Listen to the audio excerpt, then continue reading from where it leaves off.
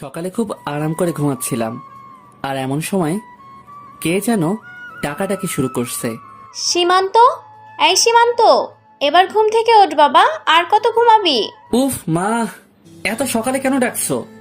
বাড়িতে কি ডাকাত পড়ছে নাকি? এত সকাল মানে কয়টা বাজে খেয়াল কি আছে তোর? কলেজে যাবি না? পরে কিন্তু আমাকে বলতে পারবি না যে আমি তোকে ডাকি নাই। কয়টা বাজে? ঘড়ির দিকে তাকা আর দেখ, অলরেডি 8:30 বাজে। উফ মা, তুমি আরো আগে ডাক দিবা না? দিলা তো লেট করিয়ে। তুমি যাও, আমি আসছি। এখন তো সব দোষ আমার। তাড়াতাড়ি আয়, তোর বাবা তোর জন্য ওয়েট করছে নাস্তার টেবিলে। ওকে মা, তুমি যাও, আমি ফ্রেশ হয়ে আসছি। আম্মু চলে গেছে, আর আমি ফ্রেশ হতে হতে আপনাদের কাছে পরিচয়টা দিয়ে ফেলি। আমি সীমান্ত, বাবা মার একমাত্র ছেলে, আর আমার একটা ছোট বোন আছে, নাম সারা। আর আমার বাবা হলেন দেশের একজন বড় ব্যবসায়ী। এখন এতটুকু থাক, বাকিটা আপনারা পরে জানতে পারবেন। ও, আপনাদের সাথে পরিচয় দিতে দিতে আমি রেডি হয়ে গেছি। গুড মর্নিং আব্বু। Good morning. তো এত দেরি হলো কেন ঘুম থেকে উঠতে? তোমার জন্য সবাই বসে আছেন নাস্তা না করে। সরি আব্বু, আসলে কাল রাতে ক্লাসের কিছু অ্যাসাইনমেন্ট করতে গিয়ে একটু রাত হয়ে যায়, তাই একটু দেরি হয়ে গেছে। It's okay. তা তোমার লেখাপড়া কেমন চলছে? খুব ভালো। ওকে, সবাই নাস্তা শুরু করো, আমরা সবাই এখন নাস্তা করছি। আম্মু, আমাকে একটা কলা দাও তো। না আম্মু, ওকে দিও না। দেখো, সারাদিন খেয়ে খেয়ে একটা ছোটখাটো হাতি হয়ে গেছে। কি? আমি হাতি? আমি হাতি হলে তুই কি? তুই তো একটা জলহস্তি। এই, তোরা এবার কি শুরু করলি? এবার থাম আর চুপচাপ নাস্তা কর। দেখো না, তোমার ছেলে আমাকে হাতি বলে।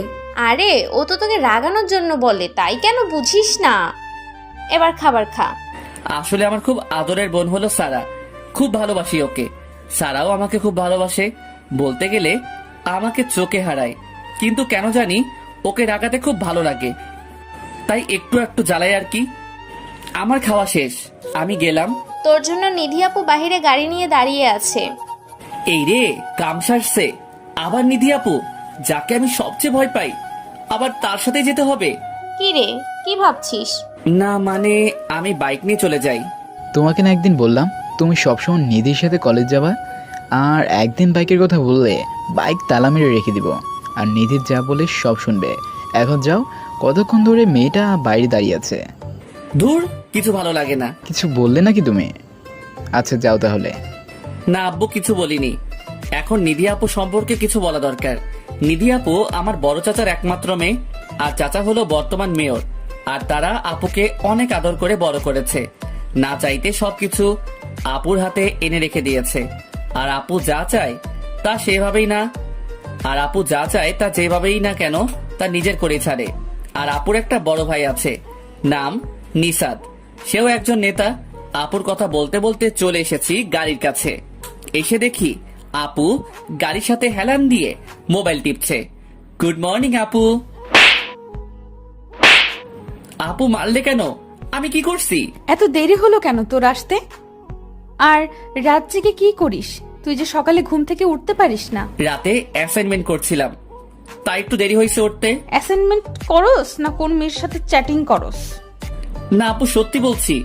এই যে দেখো অ্যাসাইনমেন্ট, দেখিয়ে দিলাম, না হলে আবার মারতে পারে। কোনো বিশ্বাস নাই এই মেয়েকে। আচ্ছা, গাড়িতে উঠে বস, আর তোর মোবাইল দে আমাকে। এই নাও আপু, মোবাইল দিয়ে দিলাম, না আবার রেগে যাবে। আমি চুপচাপ সামনের সিটে বসে আছি, আর আপু এক হাতে গাড়ি ড্রাইভ করছে, চুপচাপ বসে থাক, কিছু হবে না। আর অন্য হাতে মোবাইলে কি যেন চেক করছে। কি আর করার, চুপচাপ বসে আছি। কিছুক্ষণ পর আপু মোবাইলটা আমাকে দিয়ে দিল আর বলল, কোনো মেয়ের সাথে ভুলেও কথা বলবি না, আর মোবাইলেও চ্যাটিং করবি না। আর আমার কথা যদি না শুনিস তাহলে তোর খবর আছে, বলে দিলাম। না আপু, আমি তো এমনিই মেয়েদের কাছ থেকে দূরে আছি। তাই যেন মনে থাকে। কিছুক্ষণ পর আমরা কলেজে চলে আসছি।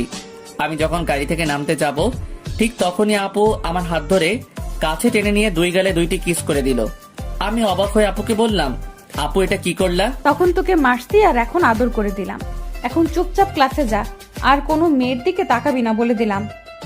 আমার রাগ সম্পর্কে তুই খুব ভালো জানিস, এখন যা। আমি আর কিছু না বলে ক্লাসের দিকে যেতে লাগলাম। এমন সময় কিসের সাথে জানি ধাক্কা খেয়ে আমি পড়ে গেলাম। আমি উঠে তাকিয়ে দেখি একটা মেয়ে নিচে পড়ে আছে, তার মানে মেয়েটার সাথে আমার ধাক্কা লাগছে। তাই আমি মেয়েটার হাত ধরে টেনে উঠালাম আর তার বইগুলো মাটি থেকে তুলে দিলাম। আই এম সো সরি, আসলে আমি দেখতে পাইনি। সরি বলতে হবে না, আমিও আপনাকে দেখিনি। মেয়েটার সাথে কথা বলছিলাম, এমন সময় পিছনে তাকিয়ে দেখি নিধি আপু এদিকে আসছে। চোখ মুখ একদম লাল হয়ে আছে। আর নিধি আপু আমার কাছে এসেই ঠাস ঠাস করে মেয়েটাকে দুটো চড় মারলো আর বলতে লাগলো, তোর সাহস কি করে হয় সীমান্তকে ধাক্কা মেরে ফেলে দেওয়ার? আমি ইচ্ছে করে ওনাকে ধাক্কা মারিনি, বিশ্বাস করুন। তোকে যদি কোনো দিন ওর আশেপাশে দেখি তাহলে তোর কি অবস্থা করব তা তুই কল্পনাও করতে পারবি না। এখন চুপচাপ চলে যা। আপুর এই কথা শুনে মেয়েটার মাথা নিচু করে চলে গেল। আর মেয়েটাকে দেখে মনে হয় নতুন, কারণ আগে কখনো কলেজে দেখিনি। এবার আপু আমাকে বলল, মেয়ে মানুষ দেখলেই তোর কথা বলতে মন চায়, চল আমার সাথে, আজ তোকে মজা দেখাবো। এ কথা বলে আপু আমাকে হাত ধরে টানতে টানতে একটা খালি ক্লাসরুমে নিয়ে গেল আর ভিতর থেকে দরজা লক করে দিল। আর আমাকে বলল, এখন বল ওই মেয়ের সাথে কেন কথা বললি? কথা বলিনি তো, আমি তো জাস্ট সরি বললাম ওনাকে, আর কিছু বলিনি। সরি বলার সময় কি এত হেসে হেসে সরি বলতে হয় নাকি? আর সরি বলতে এত সময় লাগে? তুই কি আমাকে শিখাস? আপু বিশ্বাস করো, আমি শুধু সরি বলছি। শুনে রাখ, তোকে আমি আগেও বলেছি আর এখনো বলছি, তোকে যাতে কোনো মেয়ের সাথে কথা বলতে না দেখি। যদি আবার দেখি তাহলে আমার চেয়ে খারাপ আর কেউ হবে না, বলে দিলাম। এখন তুই ক্লাসে গিয়ে বসে থাক আর কোনো মেয়ের দিকে তাকাবি না। আর টিফিন টাইমে ক্যান্টিনে আসবি, আমি অপেক্ষা করব। ঠিক আছে বলে ওইখান থেকে চলে আসলাম। আর হ্যাঁ, আপনাদেরকে বলতে ভুলে গেছি, নিধি আপু এবার অনার্স দ্বিতীয় বর্ষে পড়ে ইংরেজি মাধ্যমে। আর আপু দেখতে অসম্ভব সুন্দর। কলেজ আর ভার্সিটির সব ছেলেরা আপুর জন্য পাগল, কিন্তু কেউ কিছু বলতে সাহস পায় না। দুই একজন সাহস করে বলেছিল। তাদের অবস্থা আপু এত খারাপ করেছিল যে এরপর থেকে আর কেউ তার ধারের কাছেও আসে না, যতটুকু সম্ভব দূরে থাকে। আর অন্যান্য কলেজ ভার্সিটিতে নেতামি করে ছেলেরা, আর আমাদের এখানে করে নিধি আপু। আর তাকে কেউ কিছু বলতেও পারে না। আমি ক্লাসে আসি আর এক এক করে ক্লাস করতে থাকি। কয়েকটা ক্লাস করার পর টিফিন পিরিয়ড চালু হয় আর আমি চুপচাপ ক্লাসে বসে আছি। আপুর কাছে যেতে ইচ্ছে করে না, গেলেই খালি মারে আর ধমকায়, তাই মন চায় না যেতে। চুপচাপ বসে বই পড়ছিলাম। এমন সময় আমার বেস্ট ফ্রেন্ড আতিক আমার কাছে এসে বলল, সীমান্ত, তুই এখানে বসে আছিস আর ওইদিকে নিধি আপু তোকে খুঁজতেছে। আমাকে বলছে তোকে বলতে তাড়াতাড়ি ক্যান্টিনে যেতে, না হলে তোর খবর আছে। যাইতেছি, তুইও চল আমার সাথে। না ভাই, তুই একাই যা, নিধি আপুকে দেখলেই আমার কলিজায় পানি থাকে না। ওকে তুই থাক, আমি যাই। এই বলে চলে আসলাম ক্যান্টিনে।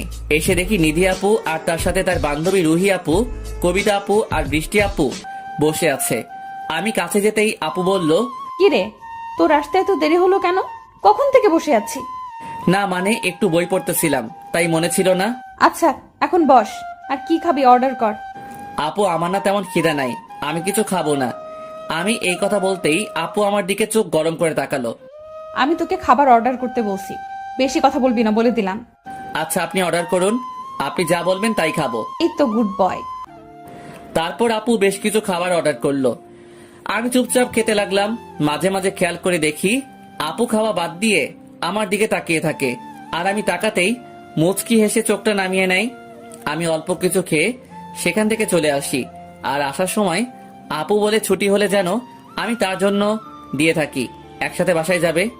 অন্যদিকে নিধি আর ওর বান্ধবীরা ক্যান্টিনে বসে গল্প করছিল। এমন সময় নিধির ফ্রেন্ড বৃষ্টি বলে ওঠে, নিধি, তোকে একটা কথা বলি। বল, তার জন্য কি আবার অনুমতি নিতে হবে নাকি? তোর চাচাতো ভাইয়াটা না খুব কিউট, আর ওর চোখগুলা তো আরো সুন্দর। মানে তুই কি বলতে চাস? সোজাসুজি বল, এত নাটক না করে।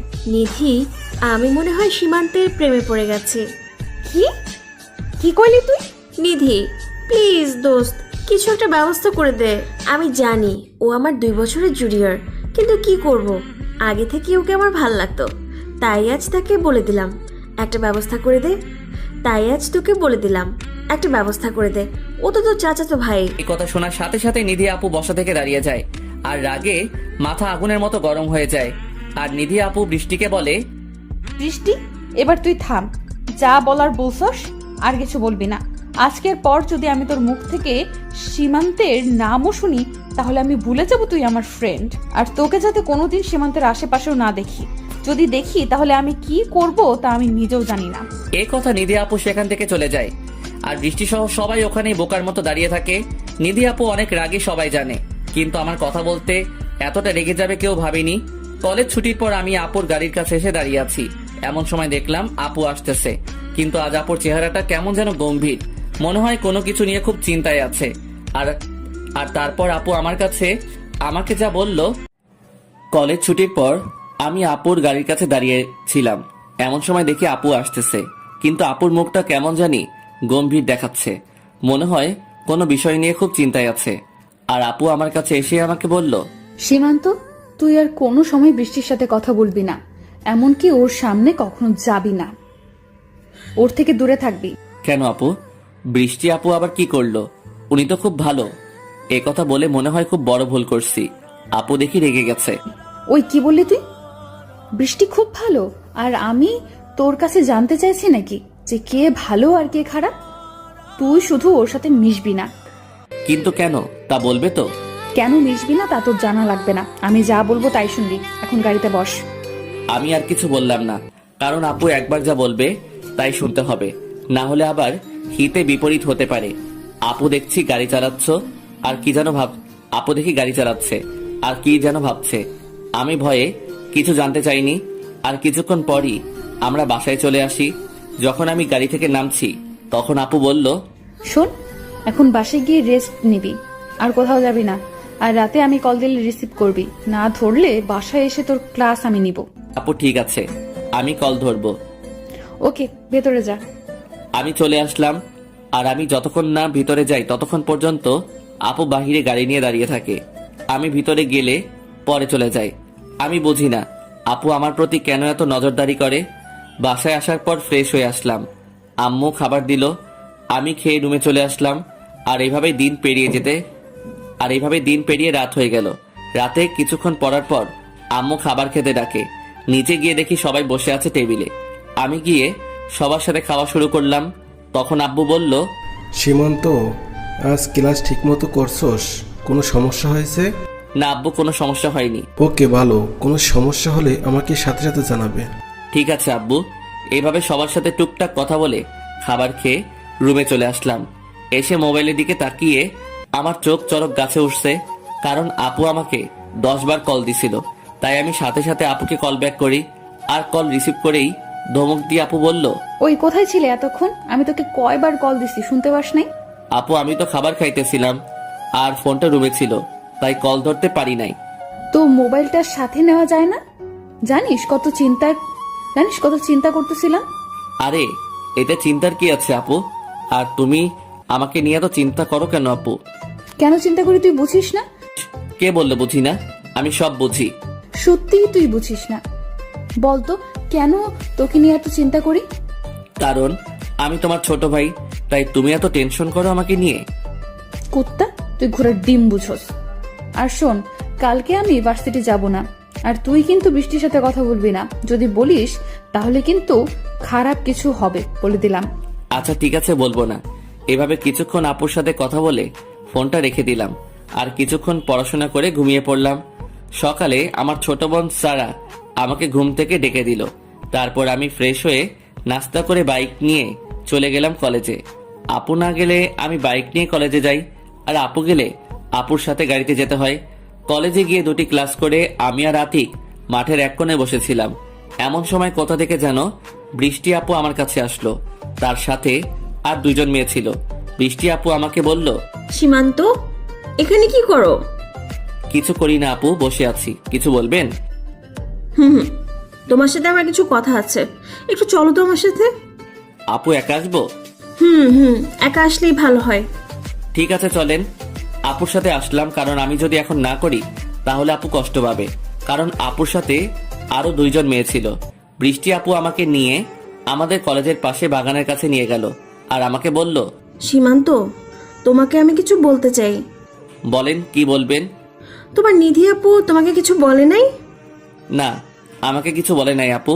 আসলে আমি তোমাকে এখন যা বলবো জানি না তুমি কি মনে করবে, তবু বলতে হবে, না হলে আমি আর থাকতে পারবো না।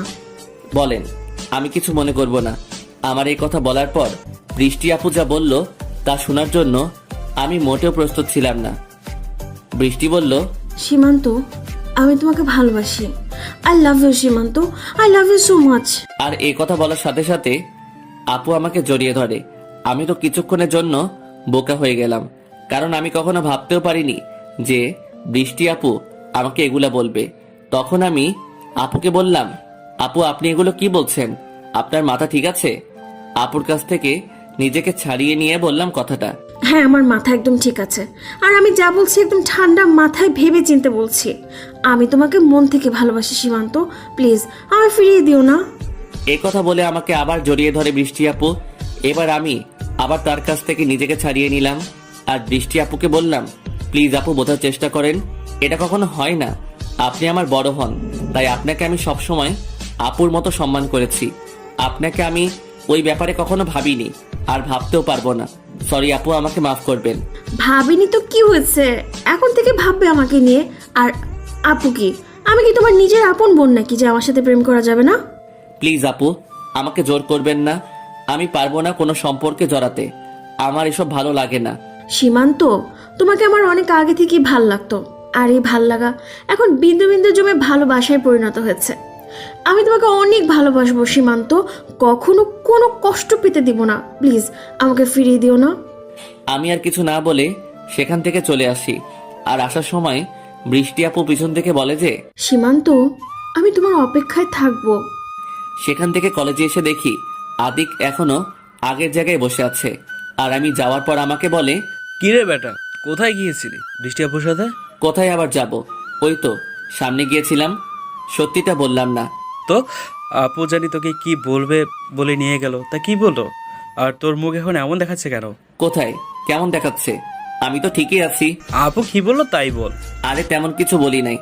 আজ যে নিধি আপু আসে নাই সেই ব্যাপারে জানতে চাইলো আর কি। ওর কাছে সত্যি বলা আর নিজের পায়ে কুড়াল মারা সমান কথা। সারা কলেজ কোনো টেলিভিশন ছাড়াই সরাসরি সম্প্রচার করে দিবে বেটা, তাই সত্যি না বলাই ভালো। এটা তো আমার সামনেই বলতে পারতো, দূরে নিয়ে যাওয়া লাগে নাকি? আরে বুঝিস না, মেয়ে মানুষ এমনি সবার সামনে সব কথা বলে না। আচ্ছা চল ক্লাসে যাই। হ্যাঁ চল যাই। আর আতিক ক্লাসে চলে আসলাম। আমি আর আতিক ক্লাসে চলে আসলাম, কারণ আর কিছুক্ষণ ওখানে থাকলে আতিক হাজারটা প্রশ্ন করত। তার থেকে ভালো চলে আসা, তাই চলে আসলাম। এইভাবে আমার বাকি ক্লাসগুলো হওয়ার পর কলেজ ছুটি হয়ে যায় আর আমি বাইক নিয়ে বাসায় চলে যাই। বাসার ভিতর ঢোকার সাথে সাথেই আমার ছোট বোন সারা বলল, ভাই চলে আসছিস? তাড়াতাড়ি তোর রুমে যা। কেন রে, আমার রুমে কি আগুন লাগছে? পানি নিয়ে যাওয়া লাগবে নাকি তাড়াতাড়ি? একটু মজা করে বললাম আর কি। আর নিধি আপু আসছে আর তোমার রুমে বসে আছে, আমাকে বলছে তুমি আসলে বলতে তাড়াতাড়ি যাতে রুমে যাও। নিধি আপু কথা শুনে আমার এখন দম যায় যায় অবস্থা। আপু যদি জানতে পারে যে আমি বৃষ্টি আপুর সাথে কথা বলছি আর আপু আমাকে জড়িয়ে ধরছে, তাহলে আমাকে কি করবে এক আল্লাহই ভালো জানে। তাই মনে মনে দোয়া দরুদ পড়ে আমার রুমের সামনে আসলাম। এসে দেখি আপু আমার রুমের দেওয়ালে টানানো আমার ছবিটার দিকে তাকিয়ে আছে। আমি বুকে সাহস নিয়ে আপুকে বললাম, আরে আপু আপনি কখন আসলেন? আজ কলেজে কি করছস? মনে মনে যা ভাবলাম তাই হলো। আপু মনে হয় জেনে গেছে, কিন্তু কেমনে জানলো আল্লাহ জানে। আমিও কিছু না জানার ভনিতা করে বললাম, আমি তো কিছু করি নাই আপু।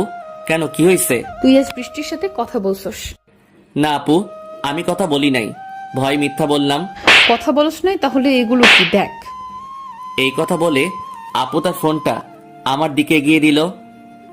আর তার ফোনের দিকে তাকিয়ে আমার চোখ চোখ গাছে ওঠার মতো অবস্থা, কারণ আমার আর বৃষ্টি আপুর ছবি তার ফোনে।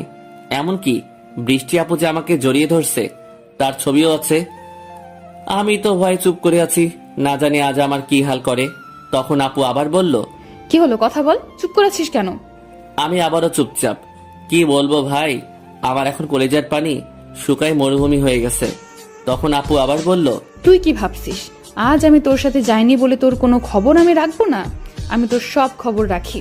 আমি তোর সাথে থাকি আর না থাকি, তুই আমার চোখের আড়াল কখনো হতে পারবি না। এখন সত্যি করে বল, বৃষ্টি কেন তোকে জড়িয়ে ধরেছে? না হলে এখন আমি কি করব তুই ভাবতেও পারবি না। আমি নিধি আপুর এই ভয়ঙ্কর রাগী চেহারা দেখে ভয়ের চোটে সব সত্যি কথা বলে দিলাম। আর আমার কথা শোনার সাথে সাথে নিধি আপুর রাগী ভয়ঙ্কর চেহারা দেখে সব সত্যি কথা বলে দিলাম। আর আমার মুখ থেকে এই কথা শোনার পর নিধি আপু বলল, কি বললি? বৃষ্টি তোকে প্রপোজ করেছে? আপুর চেহারার দিকে তাকানো যাচ্ছে না, এত পরিমাণ রেগে আছে। তুই কি বলছিস ওকে? আমি না করে দিছি আর বলছি আমি কোনো সম্পর্কে জড়াতে চাই না। আচ্ছা তুই থাক, আমি যাই, আমার একটা কাজ আছে। আর কোনো মেয়ে যদি কল দেয় ধরবি না বলে দিলাম। এ কথা বলে নিধি চলে গেল। কিন্তু একটা বিষয় খেয়াল করলাম, আপু তো খুব রেগে আছে, কিন্তু আমাকেও তেমন কিছু বলে নাই। আল্লাহ জানে এখন কি করে। অন্যদিকে নিধি শুধু ভাবছে আমি বৃষ্টিকে না করার পরেও ওর সাহস হলো কিভাবে সীমান্তকে প্রপোজ করার। আবার বৃষ্টি ওকে জড়িয়ে ধরছে। আমার জিনিসে হাত দেওয়ার মজা ওকে আজ বুঝাবো। এসব ভেবে নিধি বৃষ্টিকে কল দেয়। হ্যালো বৃষ্টি, কোথায় তুই? আমি তো বাসায়। কেন, কিছু বলবি? বলবো। ওই তোদের বাসার পেছনের মাঠে আয়, আমি দাঁড়িয়ে আছি। আজকের ক্লাসের পড়াগুলো জানতে হবে। ওকে, তুই 5 মিনিট দাঁড়া, আমি আসতেছি। এ কথা বলে কলটা রেখে দেয়। আর নিধির রাগ যেন ক্রমশই বাড়ছে। সে কি করবে তা সে জানে না। নিধি শুধু জানে সীমান্ত একমাত্র ওর, আর নিধি জিনিসে কেউ হাত দিবে তা সে হতে দিবে না। নিধি এসব ভাবতে ভাবতে বৃষ্টি চলে আসে। আর এসেই বৃষ্টি বলে, কি রে নিধি, তুই আমার বাসার সামনে চলে এলি? পরে তো ফোন করেই জানাতে পারতি। কেন, এসে কি তোকে বিপদে ফেললাম নাকি? আরে না, বিপদ কেন হতে যাবে? আর তুই কখনো এদিকে আসিস না, তাই বললাম আর কি। আচ্ছা একটা কথা বলবি সত্যি করে? কি কথা বল। তোর কাছে কি আমি মিথ্যা বলি? আজ নাকি তুই সীমান্তকে প্রপোজ করেছিস। তোকে কে বললো এসব কথা? আমি যা বলছি তার উত্তর দে। তুই যেহেতু জেনে গেছিস তাহলে আর লুকিয়ে কি লাভ। হ্যাঁ, আমি সীমান্তকে প্রপোজ করেছি, কারণ আমি ওকে পছন্দ করি। আমি কিন্তু তোকে মানা করেছিলাম, বলেছিলাম সীমান্তের আশেপাশে না যেতে। আমি গেলে তোর সমস্যা কোথায়? তুই কে আমাকে না করার? তুই নাকি আজকে ওকে জড়িয়ে ধরেছিস। এ কথা বলার সাথে সাথে নিধি বৃষ্টিকে চড় মারতে থাকে আর বলতে থাকে, বলছিলি না সমস্যা কোথায়? এই দেখ সমস্যা কোথায়। এভাবে চলতে থাকে আর বৃষ্টিকে মারতে থাকে। তখন বৃষ্টি বলে, নিধি, তুই আমাকে এভাবে কেন মারতেছিস? আমি তো তোর কোনো ক্ষতি করিনি। কি বললি তুই? আমার কোনো ক্ষতি করিসনি? তুই আমার সবচেয়ে বড় ক্ষতি করতে চাইছিস। তুই আমার কলিজায় হাত দিছিস। কলিজা? কে তোর কলিজা? কে আমার জানতে চাস? তাহলে শোন, সীমান্ত আমার কলিজা, আমার ভালোবাসা, আমার সব। আর তুই আমার সেই কলিজায় হাত দিছিস। আমি তোর সেই হাত আজ একদম ভেঙে দিব। প্লিজ এমন করিস না। আমি না তোর বান্ধবী হই, মাফ করে দে নিধি। হ্যাঁ মাফ করবো তোকে। আমি তোকে না করার পরেও তুই আমার কথা শুনিসনি। আমি তোকে না করার পরেও তুই আমার কথা শুনিসনি। আর তুই কেন, আজ আমার যদি আপন বোন হতো তাকে আমি ছাড়তাম না। কারণ যে নিধির জিনিসে হাত দেয় সেই হাত নিধি ভেঙে দেয়। এই কথা বলে নিধি তার গাড়ি থেকে হকি স্টিক বের করে আর এটা দিয়ে বৃষ্টির বাম হাতে 4টা বাড়ি মারে খুব জোরে, যার ফলে বৃষ্টির বাম হাতটা ভেঙে যায়। তারপর নিধি যাওয়ার জন্য গাড়িতে ওঠে। যাওয়ার সময় নিধি বৃষ্টিকে বলল, শুধু একবার আমার কথা না শুনে সীমান্তের কাছে গেছিস, তার জন্য তোর এক হাত ভেঙে দিয়েছি। আর ভুলেও যদি সীমান্তের কাছে যাওয়ার চেষ্টা করিস তাহলে তোর কি অবস্থা করব তা আমি নিজেও জানি না। এ কথা বলে নিধি গাড়ি নিয়ে চলে যায়। বৃষ্টিকে যখন নিধি মারছিল তখন কিছু ছেলে তা দাঁড়িয়ে দেখছিল, কিন্তু নিধির ভয়ে তারা কেউ বাধা দেয় নাই। কারণ সবাই জানে নিধিকে কিছু বললে তার ভাই নিশাত কাউকে ছাড়বে না, তাই সবাই চুপ ছিল। নিধি যাওয়ার পর ওই ছেলেগুলো বৃষ্টিকে ধরে তার বাসায় দিয়ে আসে। আর এদিকে নিধি আমার রুম থেকে যাওয়ার পর আমি ফ্রেশ হতে ওয়াশরুমে যাই। আয়নার সামনে দাঁড়িয়ে দেখি নিধি আপু যে আমাকে চর মেরেছিল তার দাগ পড়ে গেছে আমার গালে। এখন চিন্তা হচ্ছে যে আম্মু যদি গালে দাগ দেখে কিছু বলে তাহলে আম্মুকে কি বলবো। আর এসব ভাবতে ভাবতে ফ্রেশ হয়ে নিচে যাই খাবার খেতে। আর এখন আমার ছোট বোন আমাকে বলে, ভাইয়া, তোর গালে এটা কিসের দাগ? মনে হয় কেউ চড় মেরেছে। কিছু না, গালে মশা বসছিল আর এটাকে মারতেই গালে দাগ পড়ে যায়। তখন পাশে থেকে আম্মু বলে ওঠে, সব কিছুতেই এত কেয়ারলেস কেন তুই? এত জোরে কেউ থাপ্পড় দেয় গালে? কি অবস্থা করেছিস দেখেছিস? আমি বুঝতে পারিনি আর এমন হবে না, সরি আম্মু। আসলে এত বড় হয়েছে কিন্তু আম্মু আব্বু আজ পর্যন্ত কখনো আমার গায়ে হাত তোলেনি। আমরা দুই ভাই বোনকে তারা আমাদের দুই ভাই বোনকে তারা অনেক ভালোবাসে, যার জন্য আমাদের ছোট একটা আঘাতও তারা মানতে পারে না। পাশে তাকিয়ে দেখি আমার বোনটা মিটমিট করে হাসছে, কারণ এখনো অজানা। তখন আম্মু বলল, নিধি কেন আসছিল রে? কেন আবার আসবে, এমনি আসছে। আর নিধি আপু তো প্রতিদিন আসে, এটা আবার নতুন কি? খুব শান্তভাবে বললাম, যাতে কিছু বুঝতে না পারে। আসলে ঠিক তা নয়, মেয়েটা যখন আসলো দেখলাম চেহারাটা কেমন গম্ভীর ছিল, তাই তোকে বললাম তুই কিছু করেছিস নাকি। অন্য সময় মেয়েটাকে কত হাসি খুশি থাকে। না মা, আমি কিছু করি নাই, হয়তো এমনি মন খারাপ ছিল। কথা ঘোরাতে পারলে বাঁচি আমি। যাই বলিস, মেয়েটা খুব ভালো, তোর অনেক খেয়াল রাখে। তোর জন্য এমন একটা মেয়ে বউ করে আনবো। আমি আর কিছু না বলে চুপচাপ খেয়ে রুমে চলে আসলাম, কারণ ওখানে কথা বললেই আম্মু আরো নানান কথা জুড়ে দিবে, তাই চলে আসলাম। এরপর বিকালে কিছু সময় বাহিরে গিয়ে বন্ধুর সাথে আড্ডা দিয়ে সন্ধ্যায় বাসায় এসে যেই পড়তে বসলাম, তখন নিধি আপু কল দেয়। কি রে, কি করিস? এই তো আপু, পড়তে বসলাম মাত্র। এখন বই নিয়ে আমাদের বাসায় আয়, আমার সাথে পড়বি। না আপু, আজ না, কাল আসবো। গেলেই আপু নানা রকম অত্যাচার, তাই যেতে মন চায় না। কি বললি? তুই আসবি না? তাহলে কিন্তু আমি এখন চাচিকে কল দিব। না না, আমি আসছি, কাউকে কল দেওয়া লাগবে না। এই মেয়েকে মোটেও বিশ্বাস নাই, কল দিয়ে আবার কি বলবে আম্মুকে। তাই আমি আমার কিছু বই নিয়ে আপুদের বাসায় চলে আসলাম। আসার সময় আম্মু জানতে চাইছিল কোথায় যাই। নিধি আপুর কথা বলার পর আর কিছু বলে নাই। আপু বাসায় এসেই চাচির সাথে দেখা, তখন চাচি বলে, কি রে সীমান্ত, তুই তো আমাদের বাসায় এমন সময় আসিস না, খুব বড় হয়ে গেছিস। না চাচি, আসি তো। আসলে সারাদিন কলেজ করে বেশি সময় পাই না, তাই আর কি কম আসি। আপু কোথায়? এখন থেকে প্রতিদিন আসবি। নিধি ওর রুমে আছে, যা ওপরে। আমি উপরে চলে আসলাম। এসে দেখি আপু তার মোবাইলে কি যেন দেখছে আর মুচকি মুচকি হাসছে।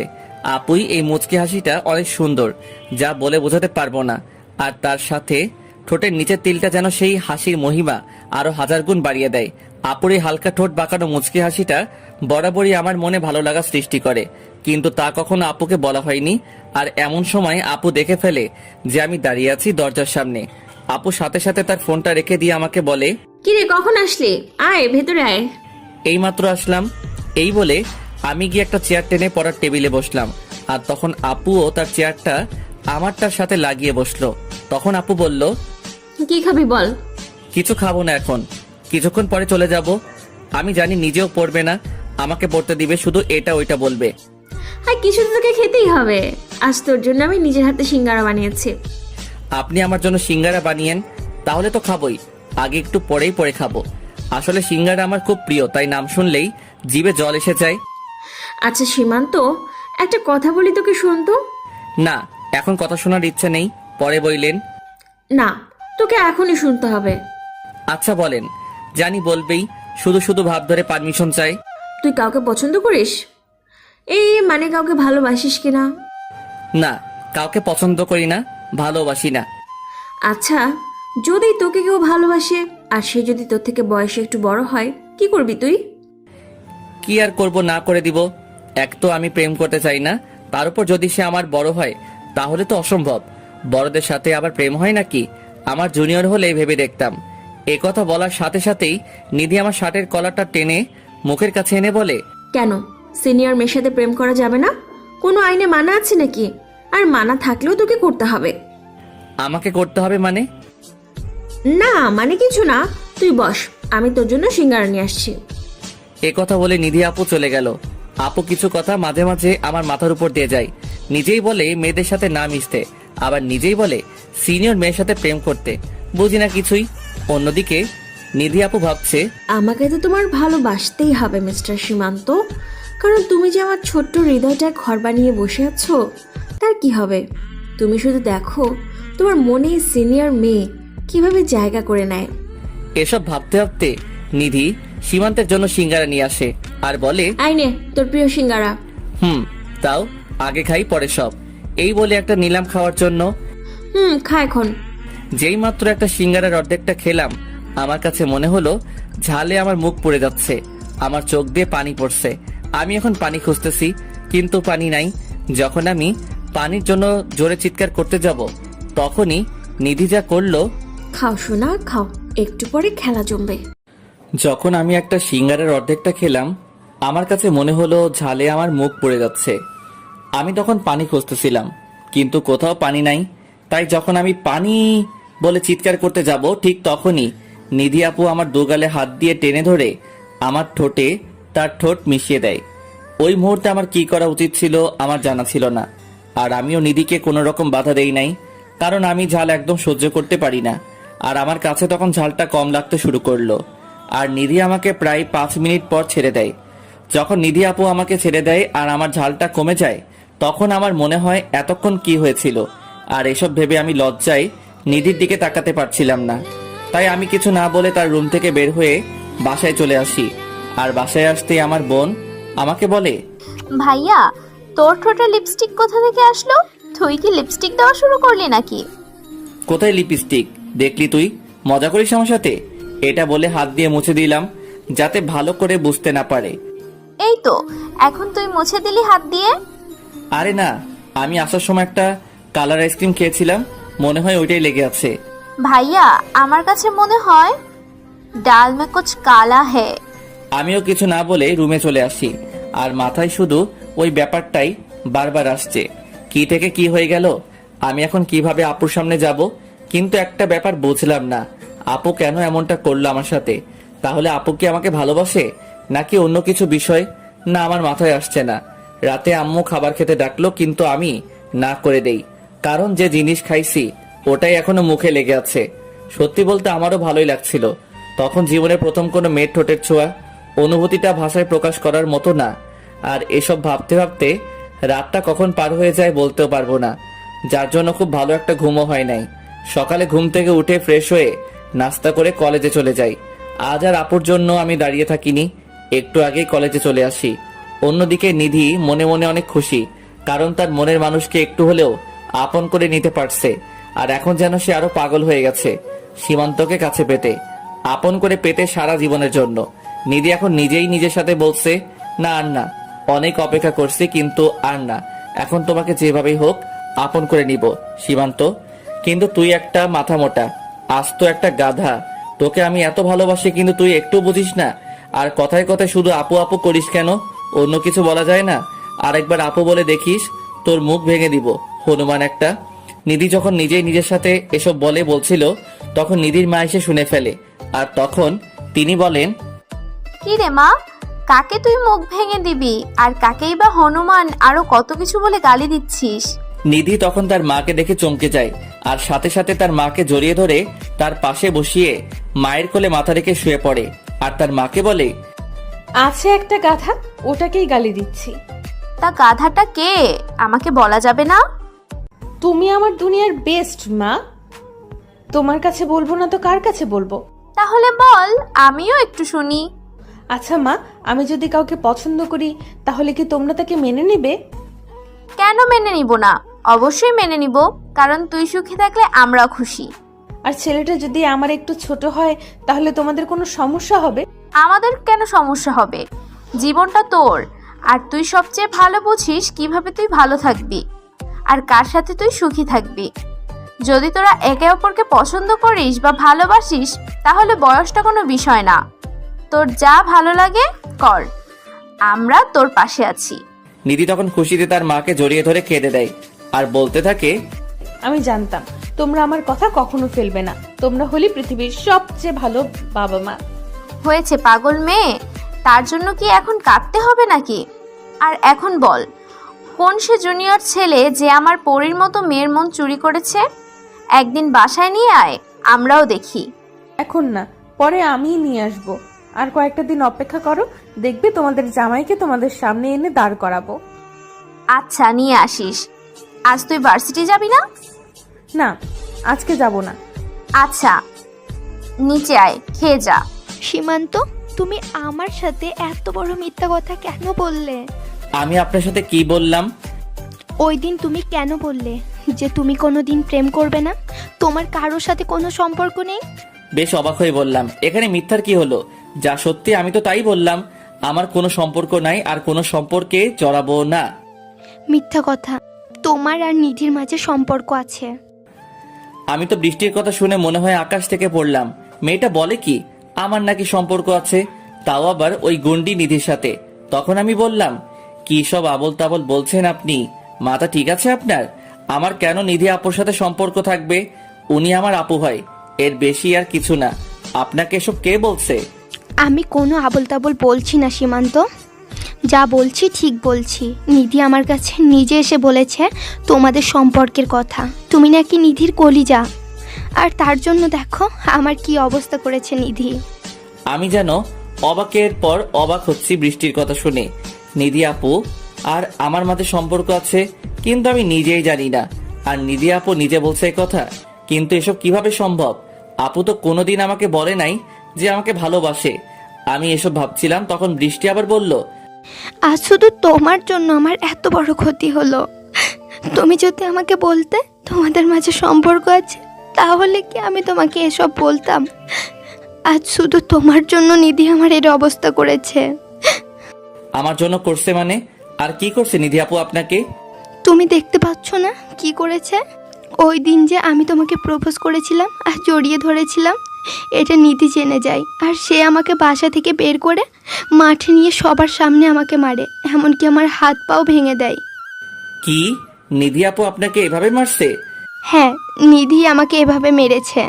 হ্যাঁ, আরও বলেছে আমাকে তোমার পাশে দেখলে, আরও বলেছে আমাকে তোমার পাশে যদি দেখে তাহলে নাকি তার চেয়েও খারাপ কিছু করবে। এখন আমার কাছে সত্যি খারাপ লাগছে বৃষ্টির কথা শুনে, আর সাথে রাগও হচ্ছে অনেক নিধি আপুর উপর। মানুষ এতটা ভয়ঙ্কর কিভাবে হতে পারে একটা মেয়ে হয়ে? আর একটা মেয়েকে এভাবে কেউ মারতে পারে নাকি? তখন আমি বললাম, আপু আমি আপনার কাছে খুবই দুঃখিত যে আমার জন্য আপনার আজ এই অবস্থা। আর আপনাকে কিছুই করতে পারবে না নিধি, আমি তাকে দেখে নিব। এভাবে আরো কিছুক্ষণ কথা হলো বৃষ্টির সাথে, তারপর তার কাছে ক্ষমা চেয়ে তাকে বিদায় দিলাম। বৃষ্টি আপু চলে যাওয়ার কিছুক্ষণ পরেই নিধি আপু গাড়ি নিয়ে কলেজে আসে, আর গাড়ি থেকে নেমে আমার কাছে আসতে থাকে। কিন্তু মুখ দেখে মনে হচ্ছে আজ খুব খুশিতে আছে, হাসি যে মুখ থেকে সরছেই না। আমি তাকে দেখেই ক্লাসের দিকে চলে যেতে লাগলাম। তখনই নিধি পিছন থেকে বলল, সীমান্ত কোথায় যাস? দাঁড়া বলছি, তোর সাথে আমার কিছু কথা আছে, দাঁড়া। কিন্তু আমি তাকে কিছু না বলে চলে আসি। ক্লাসের সামনে এসে একবার পিছনে ফিরে দেখি নিধি আপু আগের জায়গায় দাঁড়িয়ে আছে, কিন্তু মুখে সে হাসিটা আর নেই, কেমন জানি মলিন হয়ে আছে। মনে হয় আমার কাছে সে এটা আশা করে নাই। অন্যদিকে নিধি ভাবছে, আজ সীমান্তের কি হলো? ও তো কখনো এমন করে না, আমি যা বলি তাই করতো, কিন্তু আজ আমি ডাকলাম তাও শুনলো না। ওর এত বড় সাহস হলো কি করে? ওকে পরে দেখে নিব। এ কথা বলে নিধিও ক্লাসে চলে যায়। আমি ক্লাসে এসে আর ক্লাস থেকে বাইরে বের হইনি। নিধি আপু মনে হয় আমাকে অনেক খুঁজতেছে, কিন্তু আমার এখন আর তার সামনে যেতে ইচ্ছা করছে না, তাই ক্লাসেই বসে আছি। আর এইভাবে একের পর এক ক্লাস করতে করতে টিফিন টাইম হয়ে যায়। তখন আমার এক ফ্রেন্ড বলে নিধি আপু নাকি আমাকে খুঁজতেছে, তাকে বলছে আমাকে যাতে ক্যান্টিনে যেতে বলে। আমি যাব না বলে চুপচাপ বসে রইলাম। এভাবে প্রায় 10 মিনিট যেতে না যেতেই কোথা থেকে যেন নিধি আপু দেখি আমার সামনে এসে দাঁড়ায়, আর তাকে দেখে মনে হচ্ছে খুব রেগে আছে। আমি কিছু বলার আগে আমার হাত ধরে টেনে ক্যান্টিনে নিয়ে যায় আর বলে, কি রে, কি হয়েছে তোর? সকাল থেকে দেখছি আমার সাথে কথা বলিস না, আমাকে এড়িয়ে চলছিস। আমি ডাকলাম তাও আমার ডাকে কোনো সাড়া দিলি না। কি হয়েছে, সমস্যা কি তোর, বল। তাতে আপনার কি? আমি যার সাথে ইচ্ছা কথা বলবো, যার সাথে ইচ্ছা বলবো না। আপনি বলার কে? আমার আপনার সাথে কথা বলার ইচ্ছা নাই, তাই বলি নাই। বুকে অনেক সাহস নিয়ে কথাটা বললাম। জানি না কি হয়, যে রাগী মেয়ে। আমার কথা শোনার সাথে সাথে নিধি আপু আমার গলা চেপে ধরলো আর চিৎকার করে বলল, তোর সাহস কি করে হয় আমার সাথে এইভাবে কথা বলার? আর কি বললি তুই? যার সাথে ইচ্ছা কথা বলবি? বলে দেখা, তোর মুখ আমি ভেঙে দিব। তুই শুধু আমার সাথে কথা বলবি, আর কারোর সাথে না। আমি আর আপনার কোনো কথা শুনবো না। আপনি আমার জন্য কেন বৃষ্টি আপুকে মারলেন? তার হাত কেন ভাঙলেন? আজ আপনার জন্য বৃষ্টি আপুর কাছে আমাকে ছোট হতে হয়েছে, কথা শুনতে হয়েছে তার কাছ থেকে। আমি কথাগুলো নিচে তাকিয়ে বললাম। তারপর আমি নিধি আপুর দিকে তাকিয়ে নিজেই ভয় পেয়ে যাই। আপু যেন রেগে গিয়ে রাগে আগুনের মতো লাল হয়ে গেছে। আর তখনই আপু, আমি কথাগুলো নিচের দিকে তাকিয়ে বললাম। কথাগুলো বলে আমি আপুর দিকে তাকিয়ে নিজেই ভয় পেয়ে যাই। রাগে আপুর চেহারা আগুনের মতো লাল হয়ে গেছে। তখন আপু বলল, বৃষ্টি তোর কাছে আবার আসছিল? ওর সাহস হলো কি করে তোর কাছে আসার? তাতে আপনার সমস্যা কোথায়? আপনার কাছে বৃষ্টি আপু আসুক আর যেই আসুক, আপনি বাধা দেওয়ার কে? আর বৃষ্টি আপু যদি আমাকে ভালোবাসে তাহলে আপনি কেন এমন করছেন? এই কথাটা বলার সাথে সাথে নিধি আমার মুখ চেপে ধরে আর বলে, আমি ছাড়া তোকে যদি কেউ ভালোবাসার কথা চিন্তাও করে, তাকে আমি কি করব তা কেউ কল্পনাও করতে পারবে না। তোকে আজ ভেবেছিলাম সবার সামনে সুন্দর করে প্রপোজ করব, কিন্তু তুই আর তা হতে দিলি না। আমি না করার পরেও বৃষ্টির সাথে কথা বলছিস, আবার বলিস যে কেউ তোকে ভালোবাসতে পারবে, আর আমি বলার কে? আর বলিস যে কেউ তোকে ভালোবাসতে পারবে, আর আমি বলার কে? এখন কান খুলে শুনে রাখ, আমি তোকে ভালোবাসি। শুধু ভালোবাসি বললে ভুল হবে, আমার জীবনের চাইতে বেশি ভালোবাসি। তুই শুধু আমার, আর আমার মানে শুধুই আমার। এই কথা বলে নিধি আমাকে খুব শক্ত করে জড়িয়ে ধরে, আর এত শক্ত করে জড়িয়ে ধরে যে আমার শ্বাস নিতেই কষ্ট হচ্ছিল। শরীরে এত শক্তি কোথায় থেকে পায় এই মেয়ে আল্লাহই জানে। তখনই আমি খুব কষ্ট করে নিধির কাছ থেকে নিজেকে ছাড়িয়ে বলি, আপু আপনি কি বলছেন? একবার ভেবে দেখেছেন? আপনি আমার আপু হন, আর আমি আপনাকে সেই হিসেবে সম্মান করি। আমি আপনার কথা মানতে পারবো না। আমি যা বলছি ঠিক বলছি। আমি তোকে ভালোবাসি, এটা আমার শেষ কথা। আমি জানি আমি তোর একটু বড়, কিন্তু তাতে আমার কোনো সমস্যা নাই। আর আমাকে কে কি বলবে তাতে আমার কিচ্ছু যায় আসে না। আর তোর যদি কোনো সমস্যা থাকেও তাহলে কিছু করার নেই, নিজেকে সামলে নে। আমি বুড়ি হলেও তোকেই আমাকে বিয়ে করতে হবে। আমি নিধির কথা শুনে বেহুশ হবার অবস্থা। কোনো মানুষ যে এভাবেও একজনকে প্রেম নিবেদন করতে পারে তা নিধিকে না দেখলে বিশ্বাস করতাম না। আর প্রপোজ করা বললে ভুল হবে, ও তো আমাকে রীতিমতো থ্রেট করলো। তখন আমি বললাম, আপু আপনি বোঝার চেষ্টা করেন, এটা কখনো হয় না। আপনি আমার চাচাতো বোন, আর এটা পরিবারের কেউ মানবে না। আর পরিবার মানলেও আমার পক্ষে এটা কোনোভাবেই সম্ভব না। সীমান্ত, তুই ভালো করেই জানিস এই নিধি একবার যা চায় তার না পাওয়া পর্যন্ত দু চোখের পাতা এক করতে পারে না। আর আমি তো তোকে আমার জীবনের চাইতেও বেশি চাই। তুই কিভাবে ভাবলি আমি তোকে এত সহজে ছেড়ে দেব? তোকে তো আমার মনের ঘরে রাজা করেই ছাড়বো। হয় আপোষে করব, না হলে জোর করে করব, কিন্তু তুই শুধু আমার। আর এই কথা বলেই নিধি ক্যান্টিনের সবার সামনে আমার ঠোঁটের ভিতর তার ঠোঁট বসিয়ে দেয়, আর আমার মাথার চুল এমনভাবে খামচে ধরে যে আমি কোনোভাবেই ছাড়াতে পারি না। তারপর সে তার ইচ্ছে মতো কিস করে। প্রায় 6 মিনিট পরে আমাকে ছেড়ে দিয়ে হাঁপাতে হাঁপাতে বলে, এটা তো কেবল শুরু শোনা। নিধি খুব ভালো করেই জানে নিজের পছন্দের জিনিস কিভাবে নিজের করে নিতে হয়। আমি হাত দিয়ে ঠোঁটটা মুছে তাকে বললাম, এতগুলো মানুষের সামনে কিস করতে আপনার লজ্জা করে নাই? আর আপনি আমার চাচাতো বোন ছাড়া আর কিছুই না। আমি কখনো আপনাকে ভালোবাসবো না। আপনি যা করার করেন। রেগে গিয়ে বললাম, কারণ সবার সামনে কিস করছে, এটা ভাবতে কেমন যেন লাগছে। তখন নিধি আমার সামনে এসে বলে, তুই কি আমাকে চ্যালেঞ্জ করস মিস্টার সীমান্ত?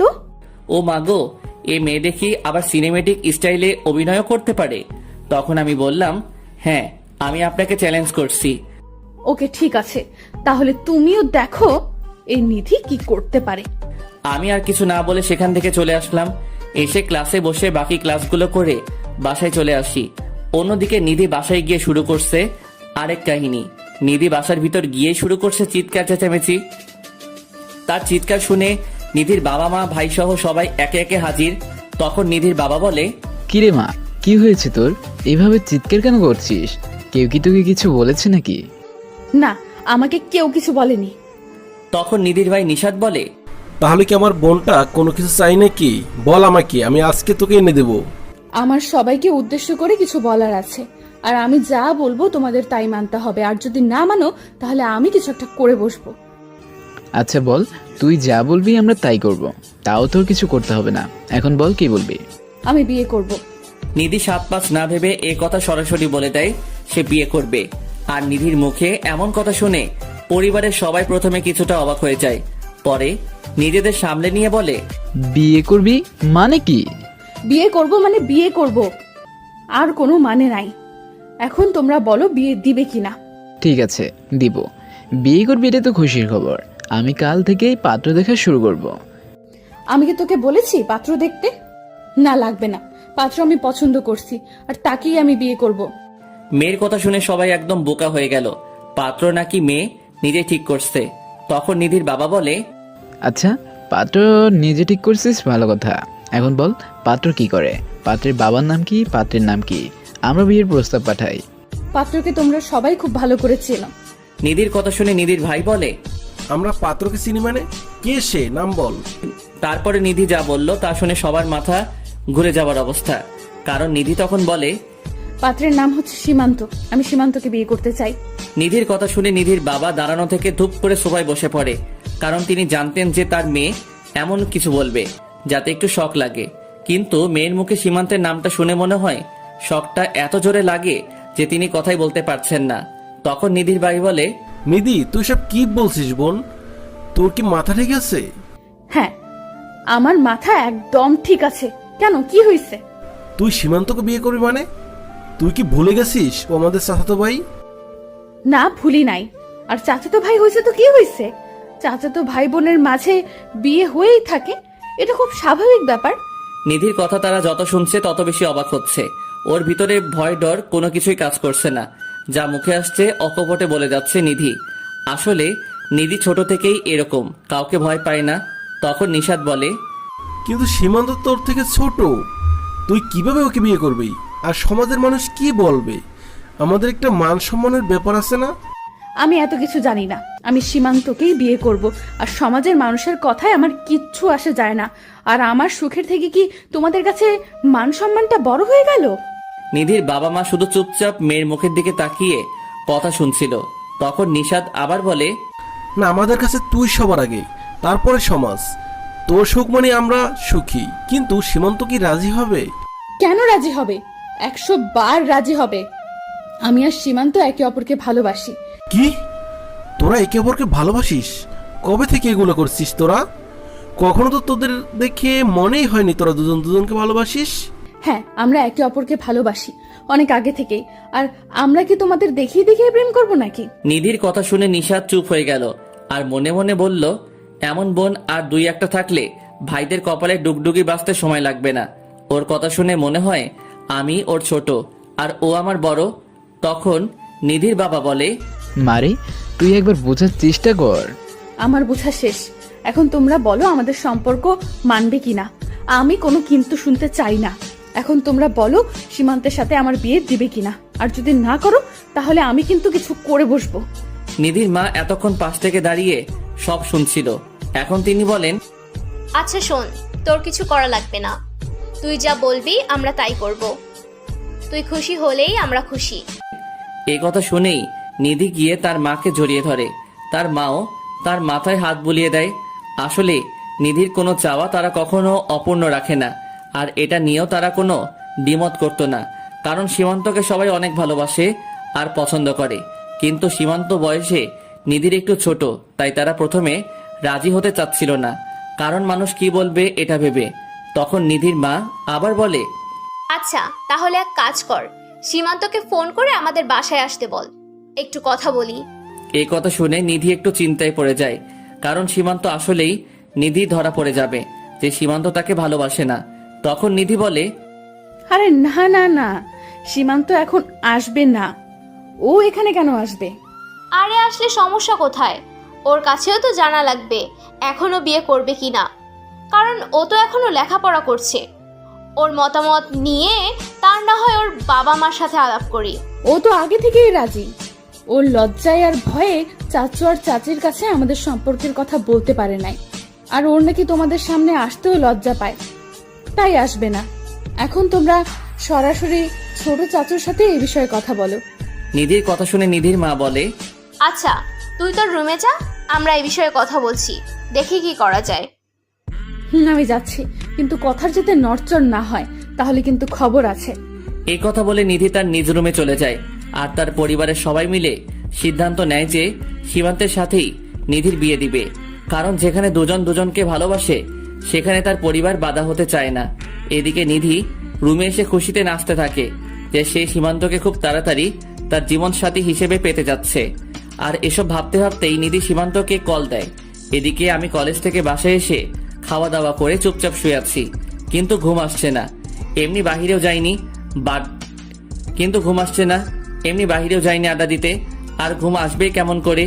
ওই গুন্ডিটা যে টেনশন দিয়ে রাখছে, এত টেনশন দিলে কি আর ঘুম ধরে? আমি এসব শুয়ে শুয়ে ভাবছিলাম। ঠিক তখনই দেখি আমার মোবাইল বাবাজি আমাকে ডাকতেছে। তাকিয়ে দেখি এ তো নিধি, গুন্ডির ফোন। জানি না আবার কি বলবে ফোন ধরলে। তাই প্রথমবার ধরলাম না। এরপর আরো 2বার দিল, তাই ধরলাম। কারণ এই গুন্ডির বিশ্বাস নাই, রাগ উঠলে আবার বাসায় এসে কিছু করে বসবে। আমি কল ধরতেই, আমার জান পাখিটা কি করে? কল রিসিভ করতে কি এত সময় লাগে? ওই কে আপনার জান পাখি? এখানে কোনো জান পাখি মান পাখি নাই। তুমিই তো আমার জান পাখি, আমার কলিজার টুকরো, আমার ভালোবাসা। নিধির মুখে এসব শুনতে আমার কাছে কেমন যেন লাগছিল, তাই আমি বললাম, আপু প্লিজ এসব বললেন না, আমার কাছে কেমন যেন লাগে। ও মা, আমি আপু বলার সাথে সাথে নিধি রেগে গিয়ে আগুন হয়ে গেল আর আমাকে বলল, কুত্তা, তুই আমারে আবার আপু ডাকছস? তোরে আমি না করছি না আপু ডাকতে? আমার কত ভালো মুডটা দিলি নষ্ট করে। আমি কি করছি আপু? এই রে কাম সারছে, আবার বলে ফেলছি। হারামি, তুই আমার সাথে মজা নিস? এখন যদি তোর কাছে পাইতাম তাহলে বুঝতি কি করতাম তোকে। কিন্তু ব্যাপার না, কালকে কলেজে যাবি না, তখন তোকে দেখবো। কিন্তু ব্যাপার না, কালকে কলেজে যাবি না, তখন তোকে দেখবো কোন ঠোঁট দিয়ে আমাকে আপু ডাকিস। এটা বলে ঠাস করে কলটা কেটে দিল। আমাকে আর কিছু বলার সুযোগই দিল না। আমার আর কি করার, চুপচাপ শুয়ে আছি, ভাবছি কালকে কি হবে। পরের দিন আমি কলেজে গেলাম। আজ একটা ইম্পর্টেন্ট ক্লাস আছে, তাই আসলাম, না হলে জীবনেও আজ আসতাম না। আর আমি কলেজের ভিতর যেতেই, পরের দিন আমি কলেজে গেলাম। আজ একটা ইম্পর্টেন্ট ক্লাস আছে, তাই আসলাম, না হলে জীবনেও আসতাম না। আমি কলেজের ভিতর যেতেই দেখি ও মা, নিধি আপু দেখি আমার আগে কলেজে চলে আসছে। কিন্তু এত তাড়াতাড়ি তো কখনো আসে না কলেজে, নিশ্চিত আমার জন্য আজ এত আগে আসছে। সামনে পেলে খবর আছে, তাই আমি ওনাকে দেখেও না দেখার ভান করে চলে যাচ্ছি। অন্যদিকে নিধি আর তার ফ্রেন্ড রুহি কথা বলছিল মাঠের এক কোনায় দাঁড়িয়ে। রুহি তখন দেখে সীমান্ত নিধিকে দেখে দ্রুত চলে যাচ্ছে। তখন রুহি বলে, নিধি দেখ দেখ, সীমান্ত তোকে দেখে পালিয়ে ক্লাসে চলে যাচ্ছে। আই সীমান্ত, দাঁড়াও বলছি। আমাকে দেখে পালিয়ে যাওয়া হচ্ছে তাই না? দাঁড়াও, আর এক পাও সামনে যাবে না, বলে দিলাম। এই রে কাম সারছে, শেষ পর্যন্ত দেখেই ফেললো। কিন্তু এখানে থাকা যাবে না, আগে এখান থেকে পালাই, না হলে এমন কাজ করবে মান সম্মান থাকবে না। তাই আমি শুনেও না শোনার ভান ধরে চলে আসতে লাগলাম। তখন পিছন থেকে নিধি বলে, তুমি কতক্ষণ পালিয়ে থাকবে আমিও দেখব। নিধির হাত থেকে পালানো এত সহজ না। পিছনে না ফিরে সোজা ক্লাসে চলে আসি। অন্যদিকে নিধির কথা শুনে রুহি অবাক হয়ে বলে, কি রে নিধি, তুই সীমান্তকে তুমি করে ডাকছিস কেন? আর এমন ভাবে বলছিস মনে হচ্ছে তোর বয়ফ্রেন্ড। ও শুধু আমার বয়ফ্রেন্ড না, আমার হবু স্বামীও, বুঝলি? কি বলছিস নিধি? সীমান্ত কবে থেকে তোর বয়ফ্রেন্ড হলো? ও তো তোকে আপু বলে ডাকে, আর আমি যতটুকু জানি বৃষ্টি ওকে পছন্দ করে। শুন, সীমান্ত শুধু আমার আর কারো না, আর আমি সীমান্তকে কারো হতে দিব না। কিন্তু সীমান্ত কি তোকে মেনে নিবে? ও তো উল্টে তোকে দেখে পালাচ্ছে। রুহির হাসি দেখে নিধি রেগে যায়, আর রুহি ধমক দিয়ে বলে, ওই তোর হাসি থামা, না হলে তোর এখন খবর করে ছেড়ে দেব। আর কি বললি? সীমান্ত আমাকে দেখে পালায়? আমিও দেখব ও কত পালাতে পারে। ওর সাথে যদি বিয়ের আগে প্রেম করতে না পারি, তাহলে ওকে বিয়ে করে তারপর প্রেম করব। খুব তাড়াতাড়ি আমার আর সীমান্তের বিয়ে খেতে পারবি। এ কথা বলে নিধির আগে ফুঁসতে থাকে, কারণ নিধিকে নিয়ে কেউ হাসলে তার একদম সহ্য হয় না। আর নিধির কথা শুনে রুহি চুপ হয়ে যায়, কারণ রুহি জানে নিধি একবার যা বলে তা করেই ছাড়ে। তখন রুহি বলে, সরি দোস্ত, আসলে আমি তো জানতাম না যে তুই সীমান্তকে এত ভালোবাসিস। আর দেখলি না সীমান্ত কিভাবে আমাদের দেখে পালালো, তাই আমার হাসি চলে আসে। আচ্ছা চল আমার সাথে। কোথায় যাব? কোথায় আবার? আমার জান পাখিটার কাছে। ওকে একটু মজা দেখাবো।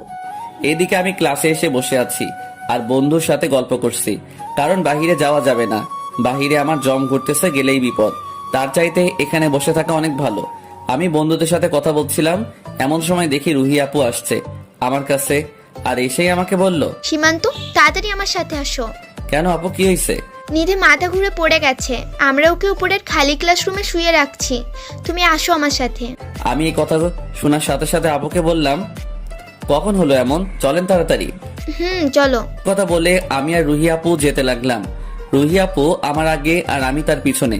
তারপর আপু আমাকে নিয়ে দোতলায় একটা রুমে নিয়ে গেল আর বলল, তুমি ভিতরে যাও, আমি গিয়ে স্যারকে ডেকে আনি। আচ্ছা তাড়াতাড়ি যান। আমি রুমের ভিতরে গিয়ে দেখি নিধি একটা টেবিলের উপর শুয়ে আছে, আর আমি আপুর কাছে যেতেই কে যেন বাহির থেকে দরজা বন্ধ করে দিল। আমি দরজার কাছে গিয়ে দরজা ধাক্কা দিলাম খোলার জন্য, কিন্তু এত বাহির থেকে বন্ধ। তখন পিছনে তাকিয়ে দেখি নিধি আমার দিকে তাকিয়ে হাসছে আর আমাকে বলে, কি মিস্টার সীমান্ত, দরজা খুলে না? আপু আপনি না অসুস্থ? অসুস্থ ছিলাম, কিন্তু ডাক্তার এসে দেখে গেছে এখন সুস্থ। কে ডাক্তার? আর কোথায় ডাক্তার? এই তো আমার সামনে দাঁড়িয়ে তুমি। আর তুমি তো আমার ডাক্তার, ভালোবাসার ডাক্তার। আপু এগুলো কি বলছেন আপনি? আর দরজা খুলতে বলুন, আমি ক্লাসে যাব, আমার ক্লাস আছে। ক্লাসে তো যাবই, তুমি আগে আমার ক্লাসটা করে নাও, তারপর তোমার যেখানে খুশি যাও। একথা বলেই নিধি আমার কাছে আসতে লাগলো, আর আমি তাকে পিছাতে পিছাতে বললাম, সামনে আসবেন না বলে দিলাম, কিছু করবেন না আমার সাথে, আমি আপনাকে ভালোবাসি না। তাহলে কেন করছেন এমন? ভালোবাসা কিভাবে আদায় করতে হয় নিধি তা ভালো করে জানে। আর কালকে যেন কি বলেছিলাম মনে নাই, যে আজকে তোমাকে দেখে নিব, আর সকালেও আমার কথা তুমি শোনো নাই, এর শাস্তি তোমাকে পেতেই হবে। এই কথা বলেই নিধি আমার একেবারে কাছে চলে আসে।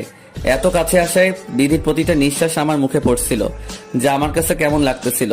তখন আমি নিধিকে বললাম, প্লিজ কিছু করবেন না, মানুষ দেখলে খারাপ ভাববে, যেতে দিন আমায়। না হলে ও আর কিছু বলতে দিল না, তার আগে আমার মুখটা বন্ধ করে দিল তার মিষ্টি ঠোঁট দিয়ে। প্রথমে আমি তাকে বাধা দেওয়ার চেষ্টা করলেও পরে আমার কি হলো নিজেও জানি না। একসময় আমিও তার ডাকে সাড়া দিতে থাকি, আর সে আমার রেসপন্স পেয়ে যেন আরো পাগল হয়ে যায়।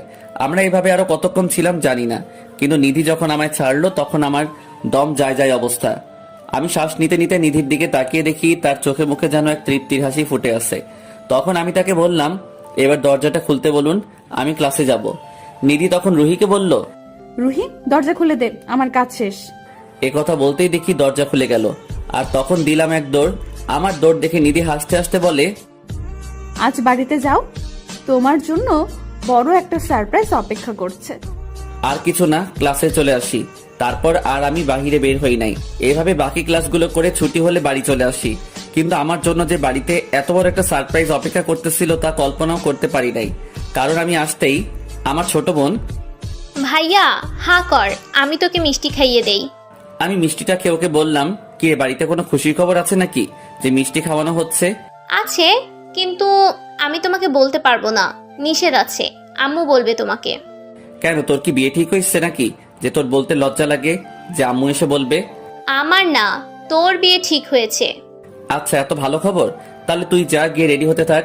আমার বিয়েতে যাবি না? আমি জানি যে আমার বোন আমার সাথে প্রায় সময় দুষ্টুমি করে, এটা ওইটা বলে বেড়ায়, তাই আমি ওর কথাটার কোনো মূল্য না দিয়ে আমার রুমে চলে আসলাম। তারপর ফ্রেশ হয়ে নিচে গিয়ে আম্মুকে বললাম, আম্মু খুব ক্ষুধা লাগছে, তাড়াতাড়ি খেতে দাও। টেবিলে বসে বললাম, একটু অপেক্ষা করো, আমি খাবার দিচ্ছি। তারপর আম্মু আমাকে খাবার দিল। আমি খাবার খাচ্ছি, আর একটা বিষয় খেয়াল করলাম, আম্মুকে আজ একটু অন্যরকম লাগছে। কিন্তু সকালে যখন কলেজে যাই ওই সময় তো সবকিছু ঠিক ছিল, তাহলে এখন কি হলো? তাই আমি আম্মুকে বললাম, আম্মু বাসায় কি কিছু হয়েছে? কেন, বাসাকে কিছু হওয়ার কথা ছিল নাকি? না মানে বাসায় আসতেই সারা আমাকে মিষ্টি খাওয়ালো। ওকে জিজ্ঞাসা করলাম মিষ্টি কেন খাওয়ালো, তখন বলল ওর নাকি বলা নিষেধ, আর এখন তুমিও জানি কেমন করে কথা বলছো, তাই বললাম আর কি, বাসায় কিছু হয়েছে নাকি? বাসায় কি হয়েছে তা তোমার আব্বু আসলে বলবে। এখন খাবার খেয়ে তোমার রুমে যাও। আমি আর কিছুই বললাম না। সবার ব্যবহার জানি কেমন লাগছে, কেউ এসে মুখে মিষ্টি গুঁজে দিচ্ছে, আবার কেউ এমন ভাবে কথা বলছে যে পেট থেকে মিষ্টি বেরিয়ে আসার উপক্রম। তাই আমি আর কিছু না বলে চুপচাপ খেয়ে রুমে চলে আসি। একটু একটু টেনশন হচ্ছে যে বাসায় কি হলো, এটা ভেবে আবার নিজেকে এতটুকু সান্ত্বনা দিচ্ছি যে আমি তো কিছু করি নাই, তাহলে আর আমার কি হবে। এভাবে সারাটা দিন চলে গেল। এর ভিতর অবশ্য নিধি 3 বার কল দিছিল, কিন্তু আমি রিসিভ করি নাই। রাতে আমার রুমে শুয়ে শুয়ে মোবাইল টিপছিলাম, এমন সময় আমার বোন সারা এসে বলল, ভাইয়া তোমাকে আব্বু ডাকছে তার রুমে যেতে। আচ্ছা তুই যা, আমি আসছি। কথা বলেই সারা চলে গেল, আর আমি আব্বুর রুমে যাচ্ছি আর ভাবছি যে আব্বু কি জানি বলে। তখন আবার আম্মু বলল আব্বু নাকি কি বলবে, আর এসব ভাবতে ভাবতে আব্বুর রুমে চলে আসি। আব্বু আমাকে ডাকছেন? বলেন। আমি শুনছি। বলেন। আব্বুর কথা শুনে আমি ঠাস করে মনে হয় আকাশ থেকে পড়লাম। আব্বু কিসের আর কার সম্পর্কের কথা বলছে? তখন আমি বললাম, আপনি কার আর কিসের সম্পর্কের কথা বলছেন? এখন আমার অবস্থা যায় যায়। আব্বু বলে কি আমার সম্পর্ক, তাও আবার আস্তা গুন্ডি আর রংবাজ নিধির সাথে? ইম্পসিবল। তখন আমি বললাম, আব্বু সব মিথ্যা কথা, আপনাকে মনে হয় কেউ মিথ্যা বলছে আমার নামে। নিধি আপুর সাথে আমার কোনো রকম সম্পর্ক নাই, একদমই বলে দিলাম। পাশ থেকে আম্মু বলে ওঠে, অন্য মানুষ কেন বলতে যাবে? নিধি নিজে বলেছে তোর আর নিধির সম্পর্কের কথা, তোদের 2 বছরের রিলেশন, আর তোরা একে অপরকে নাকি অনেক ভালোবাসিস। আম্মু তোমরা বিশ্বাস করো সব মিথ্যা কথা।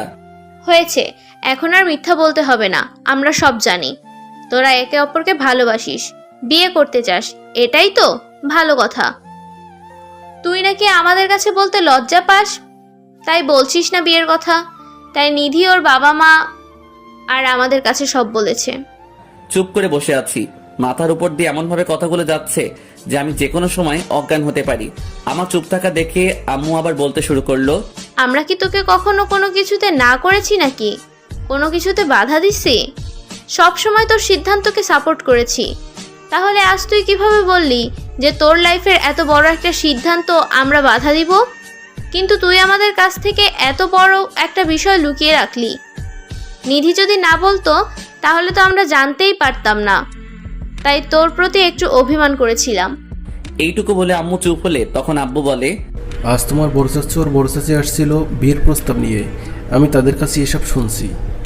এখন আমাদের কারো এ বিয়ের অমত নেই, কারণ আমরা আগেই চেয়েছিলাম তোমার আর নিধির বিয়ে দিতে, কিন্তু তোমার চেয়ে নিধি একটু বড়, তাই তোমাকে বলতে চাইনি।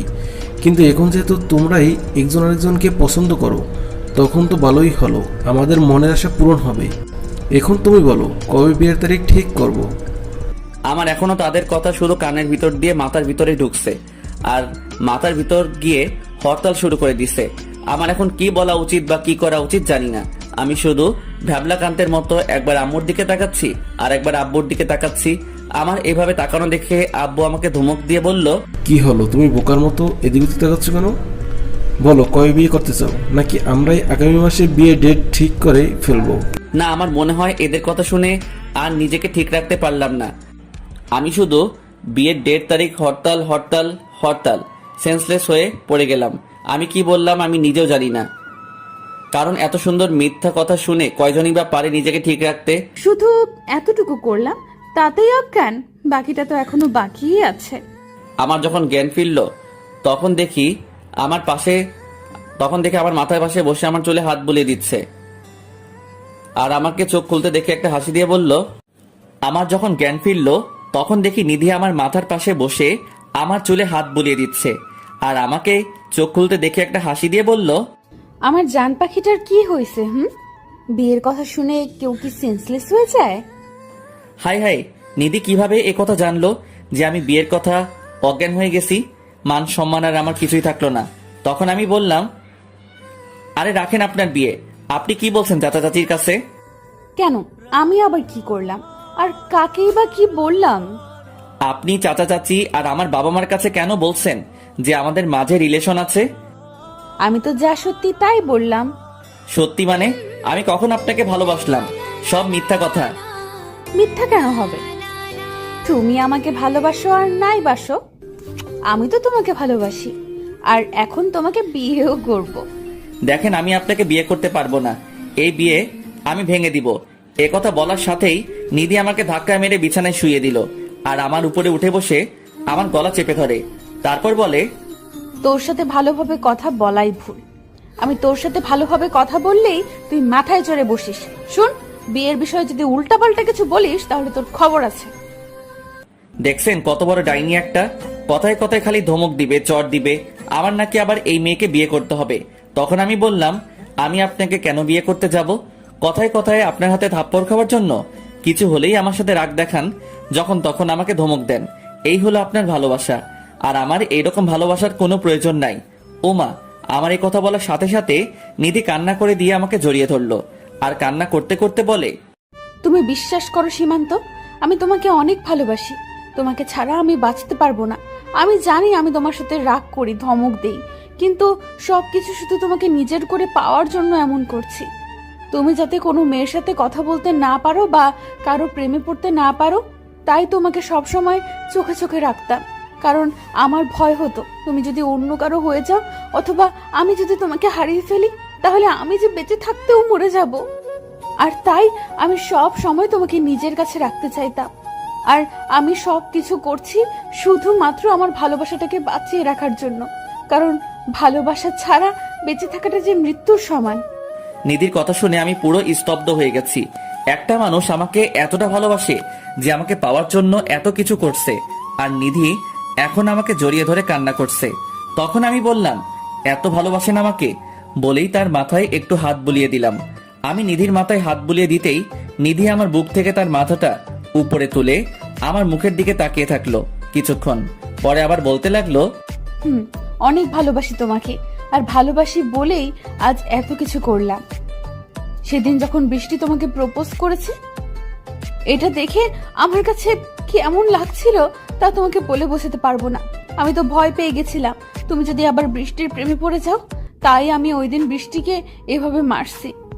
কারণ আমি সব কিছু হারাতে রাজি, কিন্তু তোমাকে হারাতে পারবো না, কারণ তুমি শুধু আমার, আর আমি তোমার জন্য সব করতে পারি।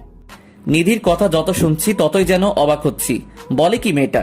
তখন আমি বললাম, আর আমি যদি রাজি না হই তাহলে কি করবেন?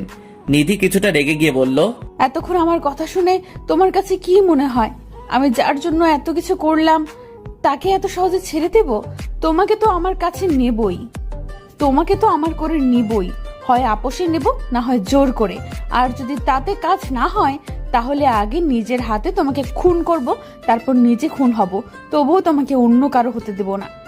এবার ভেবে দেখো, আমাকে বিয়ে করবে নাকি আমার হাতে খুন হবে? কোনটা করবা সিদ্ধান্ত তোমার। আরে আরে, নিধি তো সত্যি সত্যি পাগল হয়ে গেছে। আর যে মেয়ে তার ভালোবাসার মানুষকে পাওয়ার জন্য এত কিছু করতে পারে, আর যাই হোক তার ভালোবাসা মিথ্যা হতে পারে না। তাই আমি তাকে বললাম, আচ্ছা ঠিক আছে, খুন করা লাগবে না। তার মানে তুমি রাজি? রাজি, কিন্তু আমাকে কিছুদিন সময় দেওয়া লাগবে। এখন বিয়ে করতে পারবো না, কারণ আমি আপনাকে কখনো ওইভাবে দেখি নাই। তাই আমার কিছু সময় লাগবে নিজেকে ঠিক করার জন্য। আমি এই কথা বলার সাথেই নিধি আমাকে তার শরীরের সমস্ত শক্তি দিয়ে জড়িয়ে ধরছে। মনে হয় যদি পারতো তাহলে আমার বুকের ভিতর চলে যেত। তারপর নিধি বলল, ঠিক আছে, দিলাম তোমাকে সময়, কিন্তু বেশি দিন না, কিন্তু খুব তাড়াতাড়ি আমরা বিয়ে করব। আর এখন থেকে বিয়ের আগ পর্যন্ত আমরা চুপিয়ে প্রেম করব।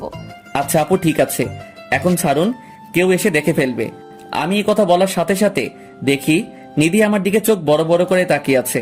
আর আমি কিছু বলার আগেই আমাকে আবার বিছানায় ফেলে দিয়েই আমার উপর চড়ে বসলো। তখন আমি বললাম, আরে কি করছেন কি? নামুন ওপর থেকে, কেউ এসে পড়বে, তাড়াতাড়ি সরুন। ও আর কিছু বলার আগে নিধি আমার ঠোঁটের উপর টর্চার করা শুরু করেছে। প্রথম দিকে ভালোই লাগছিল, কিন্তু কিছুক্ষণ পরই নিধি আমার ঠোঁটে কামড়ে ধরলো। এমন ভাবে কামড় দিছে যে মনে হয় এখনই ঠোঁট ছিঁড়ে ফেলবে। সরাতে গেলে আরো জোরে কামড় দেয়। আমার অবস্থা এখন যায় যায়। ঠিক এমন সময় আমার ছোট সারা আমার রুমে আসে, আর এসেই আমি কিছু দেখি নাই। সারার গলার আওয়াজ শুনে নিধি আমাকে ছেড়ে দিয়ে আমার কাছে থেকে সরে যায়, আর সারাকে বলে, কিরে, তোর আর আসার সময় হলো না, এখন কেন আসলি? আমি কি জানি নাকি যে তোমরা এখানে দিনের বেলা দরজা খুলে রোম্যান্স করছো? দরজা বন্ধ করলে কি হয়? আমি মাথাটা নিচে দিয়ে সব শুনছিলাম। তখন নিধি বলে, তা আমার আদরের ননদটা এখন কেন আসছে? আম্মু তোমাদের ডাকতেছে, বলেছে তাড়াতাড়ি আসতে। এ কথা বলেই সারা চলে যায়। তখন আমি নিধিকে বলি, দেখছেন আপনার জন্য এখন কি হলো? আমি এখন সারার সামনে কিভাবে যাব? আমার তো এখন ওর সামনে যেতেই লজ্জা লাগবে। আমার কথা শুনে নিধি একটা হাসি দিয়ে বলে, ওলে আমার লজ্জাবতী বাবুটা রে, আরেকবার যদি আমাকে আপু বলছো আর আপনি করে রাখছো, তাহলে একটু আগে যেটা করলাম মনে আছে, সেটা কিন্তু সবার সামনে করব। তখন দেখবো তোমার লজ্জা কোথায় যায়। না না না, আর বলবো না। আপনার লজ্জা না থাকতে পারে, কিন্তু আমার আছে। আবার আপনি বলছিস তুই? সরি সরি, তুমি আর এমন হবে না। মনে থাকে যেন। এখন চল নিচে যাই, দেখি কি বলে। চলো। এই কথা বলে আমি আর নিধি আম্মুর কাছে যাই। আর আম্মুর কাছে আসতেই আম্মু বলল, কিরে, তুই এখন সুস্থ নাকি ডাক্তারের কাছে নেওয়া লাগবে? না আম্মু, ঠিক আছি, আমার তেমন কিছু হয়নি। তা তো দেখতেই পাচ্ছি, যে ছেলে বিয়ের কথা শুনে অজ্ঞান হয়ে যায় তার আবার ঠিক থাকা। আম্মুর কথা শুনে অনেক লজ্জা লাগছিল, আর সাথে অনেক রাগও হচ্ছিল নিধির ওপর, কারণ ওর জন্য আম্মু এখন আমায় নিয়ে মজা করছে। আর পাশে তাকিয়ে দেখি নিধিও মিটমিট করে হাসছে। তখন আমি বললাম, আম্মু প্লিজ আর বলো না, এখন কেন ডাকছো তা বলো। ঠিক আছে, বলবো না। এখন বল, তোরা কি সিদ্ধান্ত নিলি? কিসের সিদ্ধান্তের কথা বলছো আম্মু? সত্যি আমি বুঝতে পারি নাই, কারণ আমি ভুলেই গেছিলাম বিয়ের কথা। আমার এরকম হেয়ালিপনা কথা শুনে নিধি পাশ থেকে নিধি বলে, এই তোমার কি মাথাটা গেছে নাকি? মা আমাদের বিয়ের কথা বলছে।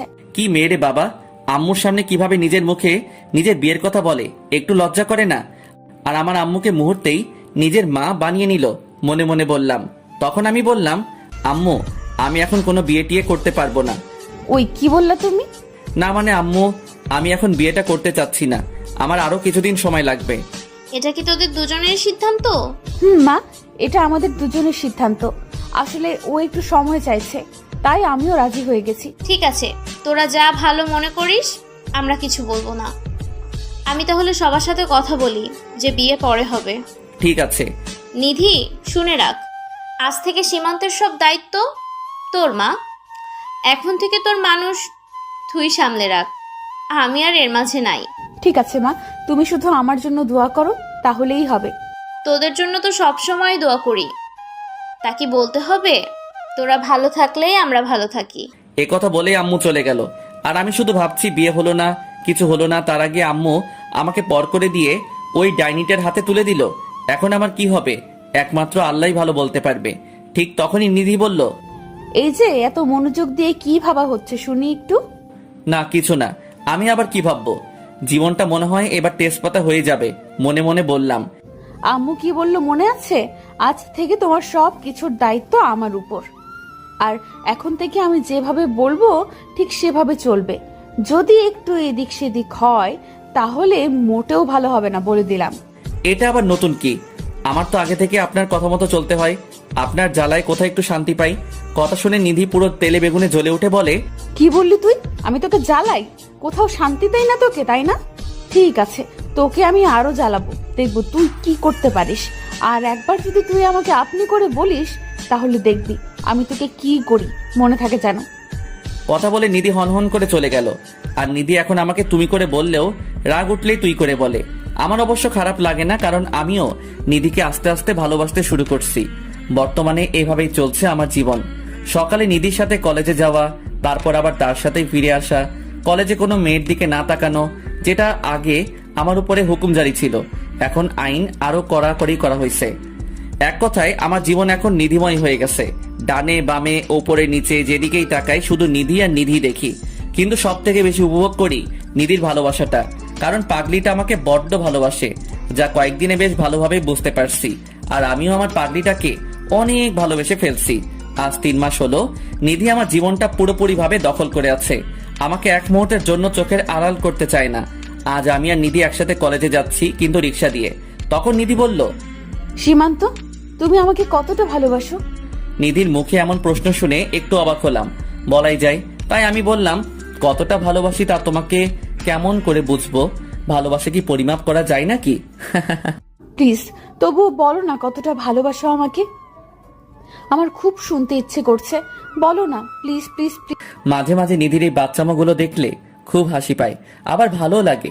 তখন আমি নিধিকে বললাম, তোমাকে কতটা ভালোবাসি তা হয়তো তোমাকে বলতে পারবো না, কিন্তু এতটুকু বলতে পারি, তোমার কোলে মাথা রেখে আমি আমার জীবনের শেষ সূর্য অস্তটা দেখতে চাই। জীবনের অনেকটা পথ একা হেঁটেছি, কিন্তু আজ থেকে জীবনের বাকিটা পথ তোমার সাথে হাতে হাত রেখে চলতে চাই। যখন তুমি বুড়ি হবে আর তোমার নাতি নাতনিদের সাথে গল্প করবে, তখন আমি তোমার গল্প বলার কারণ হতে চাই। আর যখন আমি হারিয়ে দূর আকাশের তারা হয়ে যাব, তখন আমার যে স্মৃতিগুলো তোমার বেঁচে থাকার শক্তি হবে, আমি সেই স্মৃতিগুলোর কারণ হতে চাই। তোমাকে নিয়ে আরো অনেক কথা আছে যা আমি হয়তো বলে শেষ করতে পারবো না। আর এগুলো যদি তোমার কাছে ভালোবাসা মনে হয়, তাহলে আমি তোমাকে অনেক ভালোবাসি। আমি কথাগুলো বলে দেখি নিধির 2 চোখ বেয়ে পানি পড়ছে। তখন আমি বললাম, এই তুমি কান্না করছো কেন? তুমি আমাকে এতটা ভালোবাসো তা আমি ভাবতেও পারি নাই, তাই তোমার কথা শুনে আনন্দের চোখ দিয়ে পানি চলে আসছে। আর নিধির সাথে কথা বলতে বলতে কলেজে চলে আসি। তখন আমি, হইছে, এখন আর কান্না করতে হবে না, কলেজে চলে আসছি, তুমি তোমার ক্লাসে যাও আর আমি আমার ক্লাসে যাই। আমি রিক্সা ভাড়া দিয়ে ক্লাসের দিকে যাচ্ছিলাম, এমন সময় কে জানি আমার কাঁধে হাত দিল। পিছনে ফিরে দেখি আমার বন্ধু আতিক, কিন্তু কেন জানি মনে হয় ওর মন খারাপ। তাই আমি বললাম, কিরে বেটা, মন খারাপ কেন? মায়া কি তোকে আবার ছেঁকা দিল নাকি? মায়া আতিকের গার্লফ্রেন্ড, তাই একটু মজা করলাম। দোস্ত, তোর সাথে আমার কথা আছে, খুবই ইম্পর্টেন্ট। বল, আমি শুনছি। দোস্ত, মায়ের বিয়ে ঠিক হয়ে গেছে, আর আমি মায়াকে ছাড়া থাকতে পারবো না। কি বলিস তুই? এখন কি করবি? আমি মায়াকে বিয়ে করব, তুই যে কোনো একটা ব্যবস্থা কর প্লিজ। আচ্ছা কান্না করিস না, এখন বল মায়া কোথায় আছে? মায়া ওর ক্লাসে আছে। আচ্ছা তুই থাক, আমি আসছি। এ কথা বলেই আমি মায়ার ক্লাসে যাই। আর মায়া এবার ইন্টার প্রথম বর্ষে পড়ে। আমি ক্লাসে গিয়ে দেখি মায়া মন খারাপ করে ক্লাসের রুমে বসে আছে। আমি গিয়ে সোজা মায়ার হাত ধরে টেনে পাশে একটা খালি ক্লাসরুমে নিয়ে যাই। দেখি সাথে আরো 2টা মেয়ে আসছে। কিন্তু তারা একটু দূরে দাঁড়িয়ে আছে। তখন আমি মায়াকে বললাম, মায়া তুমি কি আতিককে ভালোবাসো? ভাইয়া, আমি আতিককে অনেক ভালোবাসি, ওকে ছাড়া বাঁচতে পারবো না। বিয়ে করবে আতিককে? করব, কিন্তু কিভাবে? পরিবার জানলে সমস্যা হবে। ওই ব্যবস্থা আমি করব, তুমি কাউকে কিছু বলবে না। আর কালকে তুমি এই ঠিকানায় চলে আসবে, বাকিটা আমি দেখব। আচ্ছা ভাইয়া, আমি সময় মতো চলে আসবো। আমি মায়া আর আতিককে সবকিছু বুঝিয়ে দিয়ে আবার কলেজ থেকে চলে আসলাম, কারণ আমাকে এখন তাদের বিয়ের ব্যবস্থা করতে হবে। অন্যদিকে লাগছে অন্য ঝামেলা। আমি যখন মায়াকে ক্লাস থেকে টেনে আনি, তখন সাথে যে 2টা মেয়ে আসছিল, তার মধ্যে একটা মেয়ে নিধিকে বলে, আচ্ছা, সীমান্ত ভাইয়া কি আপনার চাচাতো ভাই লাগে? তা জেনে তুমি কি করবে? তুমি কেন আসছো তাই বলো। কালকে সীমান্ত ভাইয়া আর আমার বান্ধবী মায়া দুজনে বিয়ে করবে এই কাজী অফিসে, তাই আপনাকে বলতে আসলাম। আই মে, কি বলছো তুমি? মাথা ঠিক আছে তোমার? সীমান্ত বিয়ে করবে মানে কি? আমি একটু আগে নিচে দূর থেকে শুনেছি বিয়ের কথা, তারা নাকি কালকে বিয়ে করবে, তাই আমি আপনাকে বলতে এলাম। এখন আপনি বিশ্বাস করলে করেন, না করলে না। আর নিধি মেয়েটার কথা শুনে যেন তার পায়ের নিচ থেকে মাটি সরে গেল। নিধি ভাবছে যে সীমান্ত তার সাথে এটা কিভাবে করতে পারলো। আর এইসব ভেবে নিধির চোখ দিয়ে অঝোর ধারায় পানি ঝরতে লাগলো। সে আর দেরি না করে দ্রুত গেল মায়ের ক্লাসরুমে, গিয়ে ওই মেয়েটাকে বলল, তোমার ফ্রেন্ড মায়া কোথায়? নিধি তখন আরো 2-1 জনের কাছে মায়ের কথা জানতে চায়। তখন তারা বলে মায়া নাকি বাকি ক্লাস না করে চলে গেছে। নিধি তখন দেরি না করে চলে যায় সীমান্তের ক্লাসে, গিয়ে দেখে আতিক ব্যাগ নিয়ে চলে যাচ্ছে। তখন নিধি বলল, আতিক, সীমান্ত কোথায়? তাড়াতাড়ি বল। আপু, আমি খুব তাড়ায় আছি, এখন কথা বলতে পারবো না। সীমান্ত একটু বাইরে গেছে, একটা জরুরি কাজ আছে। কিসের জরুরি কাজ বল আমাকে, না হলে এখান থেকে এক পা সামনে যেতে পারবি না। বলছি কলাটা ছাড়েন আপু, শিয়াব একটু কাজী অফিসে গেছে, কালকে একটা কাজ আছে। এই কথা বলেই আতিক চলে যায় আর নিধি ওখানে বসে পড়ে আর কান্না করতে থাকে। তখন নিধির ফ্রেন্ড রুহি এসে বলে, কি রে নিধি, কান্না করছিস কেন? সীমান্ত আমার সাথে চিট করছে। কি বলছিস এসব নিধি? সীমান্ত তোকে চিট করেছে মানে? সীমান্ত আমার সাথে প্রেমের অভিনয় করে কালকে অন্যজনকে কাজী অফিসে নিয়ে বিয়ে করতে। সীমান্ত তোর সাথে কি করে এমন করতে পারে? তাহলে তুই এখন কি করবি? নিধি চোখের পানি মুছে উঠে দাঁড়ায় আর রুহিকে বলে, সীমান্ত এখন ওই নিধিকে চিনতে পারে নাই। ও আমাকে ধোকা চাইলেও আমি তা হতে দিব না, কারণ নিধি কখনো হাঁটতে শিখে নাই। আমি আজকেই সীমান্তকে বিয়ে করব, তোরা খালি দেখে যা আমার খেলা। এ কথা বলেই নিধি সরাসরি বাড়ি চলে যায়। যাওয়ার সময় সীমান্তকে বেশ কয়েকবার কল দেয় নিধি, কিন্তু সীমান্ত রিসিভ করে না। আর নিধি তখন সত্যিই ধরে নেয় সীমান্ত তাকে ধোকা দিচ্ছে। আর এসব যতই নিধি ভাবছে, তার রাগ যেন ততই বাড়ছে। নিধি বাড়িতে এসে ড্রয়িং রুমের জিনিস একটা একটা করে ভাঙতে থাকে। আর জিনিস ভাঙার শব্দ পেয়ে বাড়ির সবাই তাড়াতাড়ি ড্রয়িং রুমে এসে দেখে নিধি সব ভাঙছে। তখন নিধির মা বলে ওঠে, কি রে, কি হয়েছে তোর? এভাবে জিনিস কেন ভাঙছিস? বল কি হয়েছে? আমি আজকেই সীমান্তকে বিয়ে করতে চাই। নিধির এমন কথা শুনে সবাই অবাক হয়ে গেল। তখন নিধির মা বলল, তুই কি বলছিস? আজকে বিয়ে করবে মানে? বিয়ে কি কোনো ছেলে খেলা নাকি যে তুই বললি আর বিয়ে হয়ে গেল? আমি যখন বলেছি আজকে বিয়ে করব, তার মানে আজকেই করব। তোমরা কিভাবে ব্যবস্থা করবে তা তোমরা জানো। আর যদি আজকে বিয়ে না হয় তাহলে আমি আত্মহত্যা করব, আর আমার মৃত্যুর জন্য তোমরা দায়ী থাকবে। নিধির এর কথা শুনে সবাই বেশ ভয় পেয়ে যায়, কারণ নিধি আর যাই বলুক কখনো মরার কথা বলে না। তখন নিধির ভাই নিশাদ বলে, নিধি বোন আমার, তোর কি হয়েছে আমাকে বল, কেন তুই এরকম করছিস? সীমান্ত কি তোকে কিছু বলছে? নিধি তার ভাইয়ের কথা শুনে কান্না করে দেয়। তখন নিধি বলে, ভাইয়া, সীমান্ত আমার সাথে চিট করছে। সীমান্ত চিট করেছে মানে? কি বলিস এসব? হ্যাঁ ভাইয়া, আমি ঠিক বলছি। সীমান্ত আমাকে ঠকিয়ে কালকে অন্য একটা মেয়েকে বিয়ে করছে কাজী অফিসে। নিধি, তোর কোথাও ভুল হচ্ছে। আমরা সীমান্তকে খুব ভালো করে চিনি, ও কখনো এমন কাজ করতেই পারে না। আমার কোথাও ভুল হচ্ছে না। যে মেয়েকে সীমান্ত বিয়ে করছে তার বান্ধবী নিজে আমাকে বলছে, আর আমি সীমান্তের ফ্রেন্ডকেও জিজ্ঞাসা করছি, সেও বলছে সীমান্ত কাজী অফিস গেছে। তার মানে আমি নিশ্চিত সীমান্ত আমাকে ছেড়ে অন্য মেয়েকে বিয়ে করছে।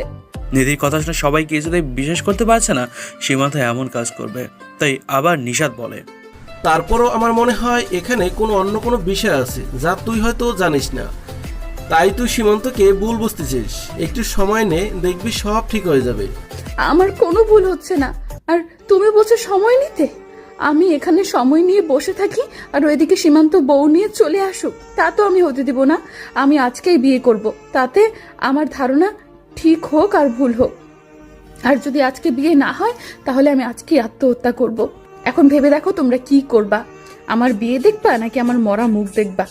এই কথা বলেই নিধি তার রুমে চলে যায়। সে রুমে গিয়ে সীমান্তকে কল দিতে থাকে, কিন্তু সীমান্ত কল এখনো রিসিভ করছে না, কারণ সীমান্তের ফোন পকেটে চাপ লেগে সাইলেন্ট হয়ে যায়। ফলে সীমান্ত বুঝতে পারছে না যে কেউ তাকে কল দিচ্ছে। এদিকে নিধির এরকম কথা শুনে সবাই মিলে আলোচনা করে সিদ্ধান্ত নেয় যে আজকে রাতে পারিবারিকভাবে নিধি আর সীমান্তের বিয়ে হবে।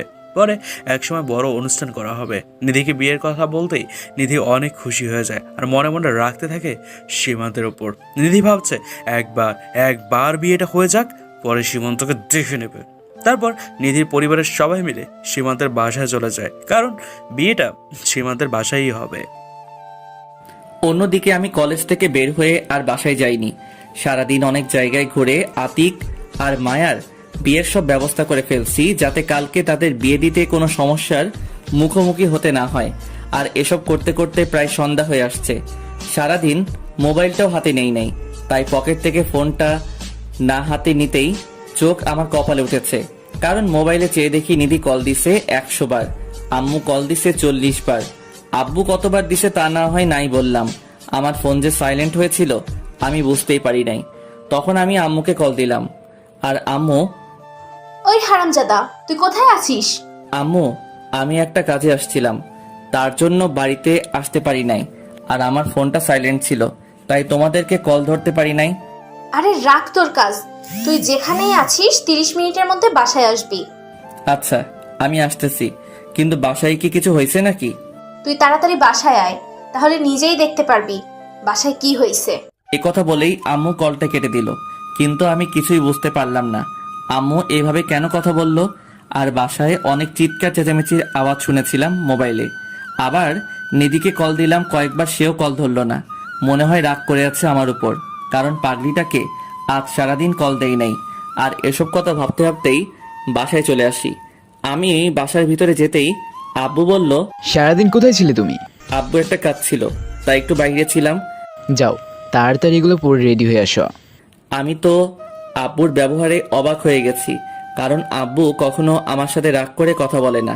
আর তার চাইতে বেশি অবাক হয়েছি বাসায় যখন নিধির পরিবারের সবাইকে দেখলাম। তখন আমি বললাম, আব্বু এখন পাঞ্জাবি পরে কি হবে? তোমার আর নিধির বিয়ে এখন, বেশি কথা না বলে তাড়াতাড়ি এগুলো পরে রেডি হয়ে আসো, কাজই এখনই চলে আসবে। আমি আর কিছু বলার সাহস পেলাম না, কারণ আব্বু এমনিতেই রেগে আছে, কিন্তু রেগে থাকার কারণটা এখনো আমার অজানা। আর কারো কাছে কিছু জানতে চাইবো যে সে অবস্থাও নাই, কারণ সবাই যে যার মতো ব্যস্ত। তাই আর কিছু না বলে চলে গেলাম আমার রুমে। কিন্তু নিধিকে আসার পর থেকে দেখলাম না, কোথায় আছে কে জানে। আমি রেডি হয়ে রুমে বসে আছি, এমন সময় আমার বোন সারা এসে বলে, ভাইয়া নিচে আসো, সবাই তোমার অপেক্ষা করছে। আসতেছি, কিন্তু এগুলো কি হচ্ছে আমাকে একটু বলবি বোন? কি আবার হবে, তোমার বিয়ে হচ্ছে, বাকিটা বিয়ের পর জানতে পারবে। এখন নিচে আসো তাড়াতাড়ি। খুব অনুনয় করে বললাম, কি আর করা, গেলাম নিচে। গিয়ে দেখি কাজী সহ সবাই চলে আসছে। নিধিকেও খুব সুন্দর করে বউ সাজানো হয়েছে, দেখতে একদম ডানাকাটা পরীর মতো লাগবে। তারপর আমাকেও নিধির পাশে বসানো হলো। কিন্তু একটা বিষয় খেয়াল করলাম, আমি নিধির দিকে 2-3 বার তাকালেও নিধি আমার দিকে সেভাবে তাকায়নি। আর নিধির চেহারা দেখে স্পষ্ট বোঝা যাচ্ছে যে নিধি কোনো বিষয় রেগে আছে, কারণ নিধির চেহারায় তখন রাগটা স্পষ্ট ভেসে উঠেছে। কিছুক্ষণ পর কাজী আমাদের বিয়ের কাজ শুরু করলো। তখন কাজী সাহেব আমাকে কবুল বলার জন্য বলে, আমি একটু সময় নিয়ে কবুল বলে দিলাম। তখন কাজী সাহেব নিধিকে বলে কবুল বলতে, আর নিধি সাথে সাথেই কবুল বলে দেয়। মনে হয় কবুল বলার জন্য কোনো কবুল প্রতিযোগিতায় উঠছে, যে তাড়াতাড়ি বললেই জিতে যাবে। তারপর আমাদের বিয়ে সম্পূর্ণ হয়ে গেল। আমাদের বিয়ের পরে বাহির থেকে যারা আসছিল তারা খাওয়া দাওয়া করে চলে গেল। আর এতক্ষণ সময় আমি আর নিধি একসাথে বসেছিলাম, কিন্তু নিধি আমার সাথে কোনো কথা বলেনি। আমি ওর দিকে তাকালেই রাগী চোখে আমার দিকে তাকায়, তাই আমিও ভয়ে কিছু বলতে পারি নাই। সবাই চলে যাওয়ায় এখন শুধু আমাদের বাসায় নিধির পরিবারের লোকজন ছাড়া আর কেউ নাই। আর তখন আমার আব্বু বলে, এই তোমরা সবাই এখানে আসো, এখন সীমান্তের বিচার হবে। আমার বিচারের কথা শুনে সোফায় বসাচ্ছিলাম, সেখান থেকে লাফ মেরে দাঁড়িয়ে গেলাম আর বললাম, আমার বিচার মানে কি করছি আমি যে আমার বিচার করবেন? তুই মনে হয় জানিস না তুই কি করছিস? তোমরা যদি না বলো তাহলে আমি কি করে জানবো যে আমি কি করেছি? আর আমার জানা মতে এমন কিছু আমি করি নাই যার জন্য তোমরা আমার বিচার করবা। কথাটা খুব আত্মবিশ্বাসের সাথে বললাম। আমার এভাবে কথা বলা দেখে আব্বু বলল, তুমি কালকে কোনো মেয়েকে কাজী অফিসে নিয়ে বিয়ে করতে চাইছো? তোমার সাথে নিধির বিয়ে ঠিক হয়ে আছে, তারপরে তুমি কিভাবে এমনটা করতে পারলা? তুমি না নিধিকে ভালোবাসো? এসব মিথ্যা কথা।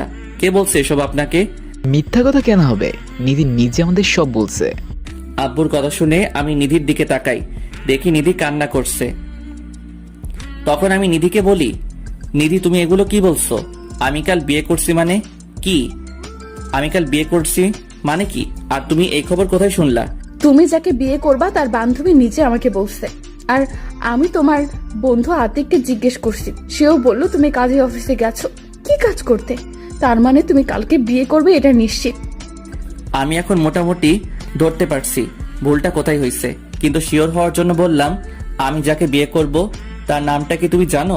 জানলে বলো। জানি, তার নাম হলো মায়া। এবার আমার হাসি চলে আসলো আর আমি সবার সামনে হু হু করে হাসতে লাগলাম। আর এভাবে হাসতে দেখে সবাই অবাক হয়ে যায়।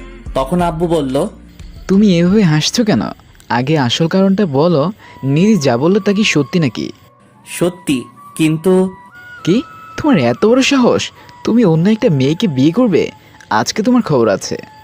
বললে আব্বু যখন আমাকে মারতে আসবে তখন আমি বললাম, আব্বু প্লিজ থামেন, আগে আমার কথা পুরোটা শুনেন, তারপর আমার বিচার করেন। হ্যাঁ বলো, কিন্তু অন্যায় যদি তোমার হয় তাহলে খবর আছে আজকে। তারপর আর কি, আমি একে একে সারাদিনের সব কাহিনী খুলে বললাম। আর আমার কথা শুনে সবাই মাথা নিচু করে ফেলে। তখন নিধির মা বলল, আমি আগেই বলেছিলাম সীমান্ত এমন কাজ করতেই পারে না। শুধু শুধু নিধির কথা শুনে এত কিছু করতে হলো, আর সীমান্তকে এত কথা শুনতে হলো। সব দোষ নিধির। এই কথা শুনে নিধি ভ্যা করে কেঁদে দিয়ে বলে, আমি কি জানতাম নাকি ওই মেয়ে আমাকে মিথ্যা বলছে? আমি জানলে কি আর এরকম করতাম নাকি? আমি সব করছি সীমান্তকে হারানোর ভয়ে, কারণ ও যদি কিছু করে ফেলে তাহলে আমার কি হবে? এরপর শুধু তখন আমার আম্মু নিধির মাথায় হাত বুলিয়ে বলে। আম্মুর এই কথা শুনে নিধি লজ্জায় লাল হয়ে সেখান থেকে চলে যায়। আর আমি চলে যাই ছাদে। ছাদে গিয়ে ভাবতে থাকি, কি থেকে কি হয়ে গেল। যেখানে আজ দিনের বেলাতেও কত সুন্দর সিঙ্গেল ছিলাম, আর রাত না হতেই হয়ে গেলাম ডাবল। ভাবছিলাম আরো কয়েকদিন সিঙ্গেল লাইফের মজা নিব, কিন্তু ডাইনিটা তার হতে দিল না। ছাদে একা দাঁড়িয়ে এসব ভাবছিলাম, তখন আমার বোন এসে বলে, কিরে ভাই আজ রাত কি ছাদেই পার করবা নাকি? কয়টা বাজে? সে খেলা আছে? তাড়াতাড়ি রুমে যাও, ভাবি তোমার অপেক্ষা করছে। ঘড়ির দিকে তাকিয়ে দেখি 12:30 বাজে।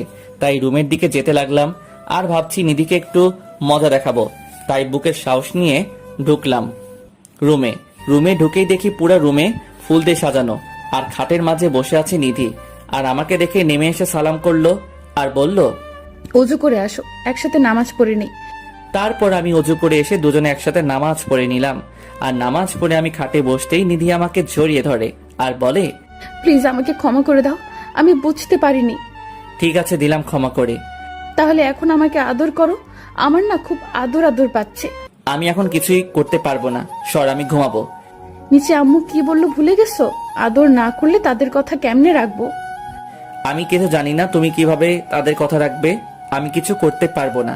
আমার কথা শোনার সাথেই নিধি রেগে যায় আর আমাকে বিছানায় ফেলে দিয়ে আমার উপরে শুয়ে বলে, ঠিক আছে, তোমার কিচ্ছু করতে হবে না, যা করার আমিই করছি। আজকে আর কোনো বাধা মানবো না, সব কিছু নিজে করে নিব। আরে আরে কি করছো? চুপ, একদম চুপ। তোমার গল্পের নাম কি দিছো? ভয়ঙ্কর রাগী রংবাজ সিনিয়র চাচাতো বোন, তাই না? এখন আমি তোমার ভয়ঙ্কর রাগী রংবাজ সিনিয়র বউ, আর রংবাজ বউ এখন তোমার সাথে রংবাজি করবে। এই কথা বলে নিধি সীমান্তের উপর ঝাঁপিয়ে পড়ে রংবাজি করতেছে। আর বাকিটা, হ্যালো ভিউয়ার্স, আজ এ পর্যন্তই। আবারও দেখা হবে নতুন কোনো গল্পে, নতুন কোনো ভাবে। ততক্ষণ পর্যন্ত সবাই ভালো থাকবেন, সুস্থ থাকবেন। খোদা হাফেজ।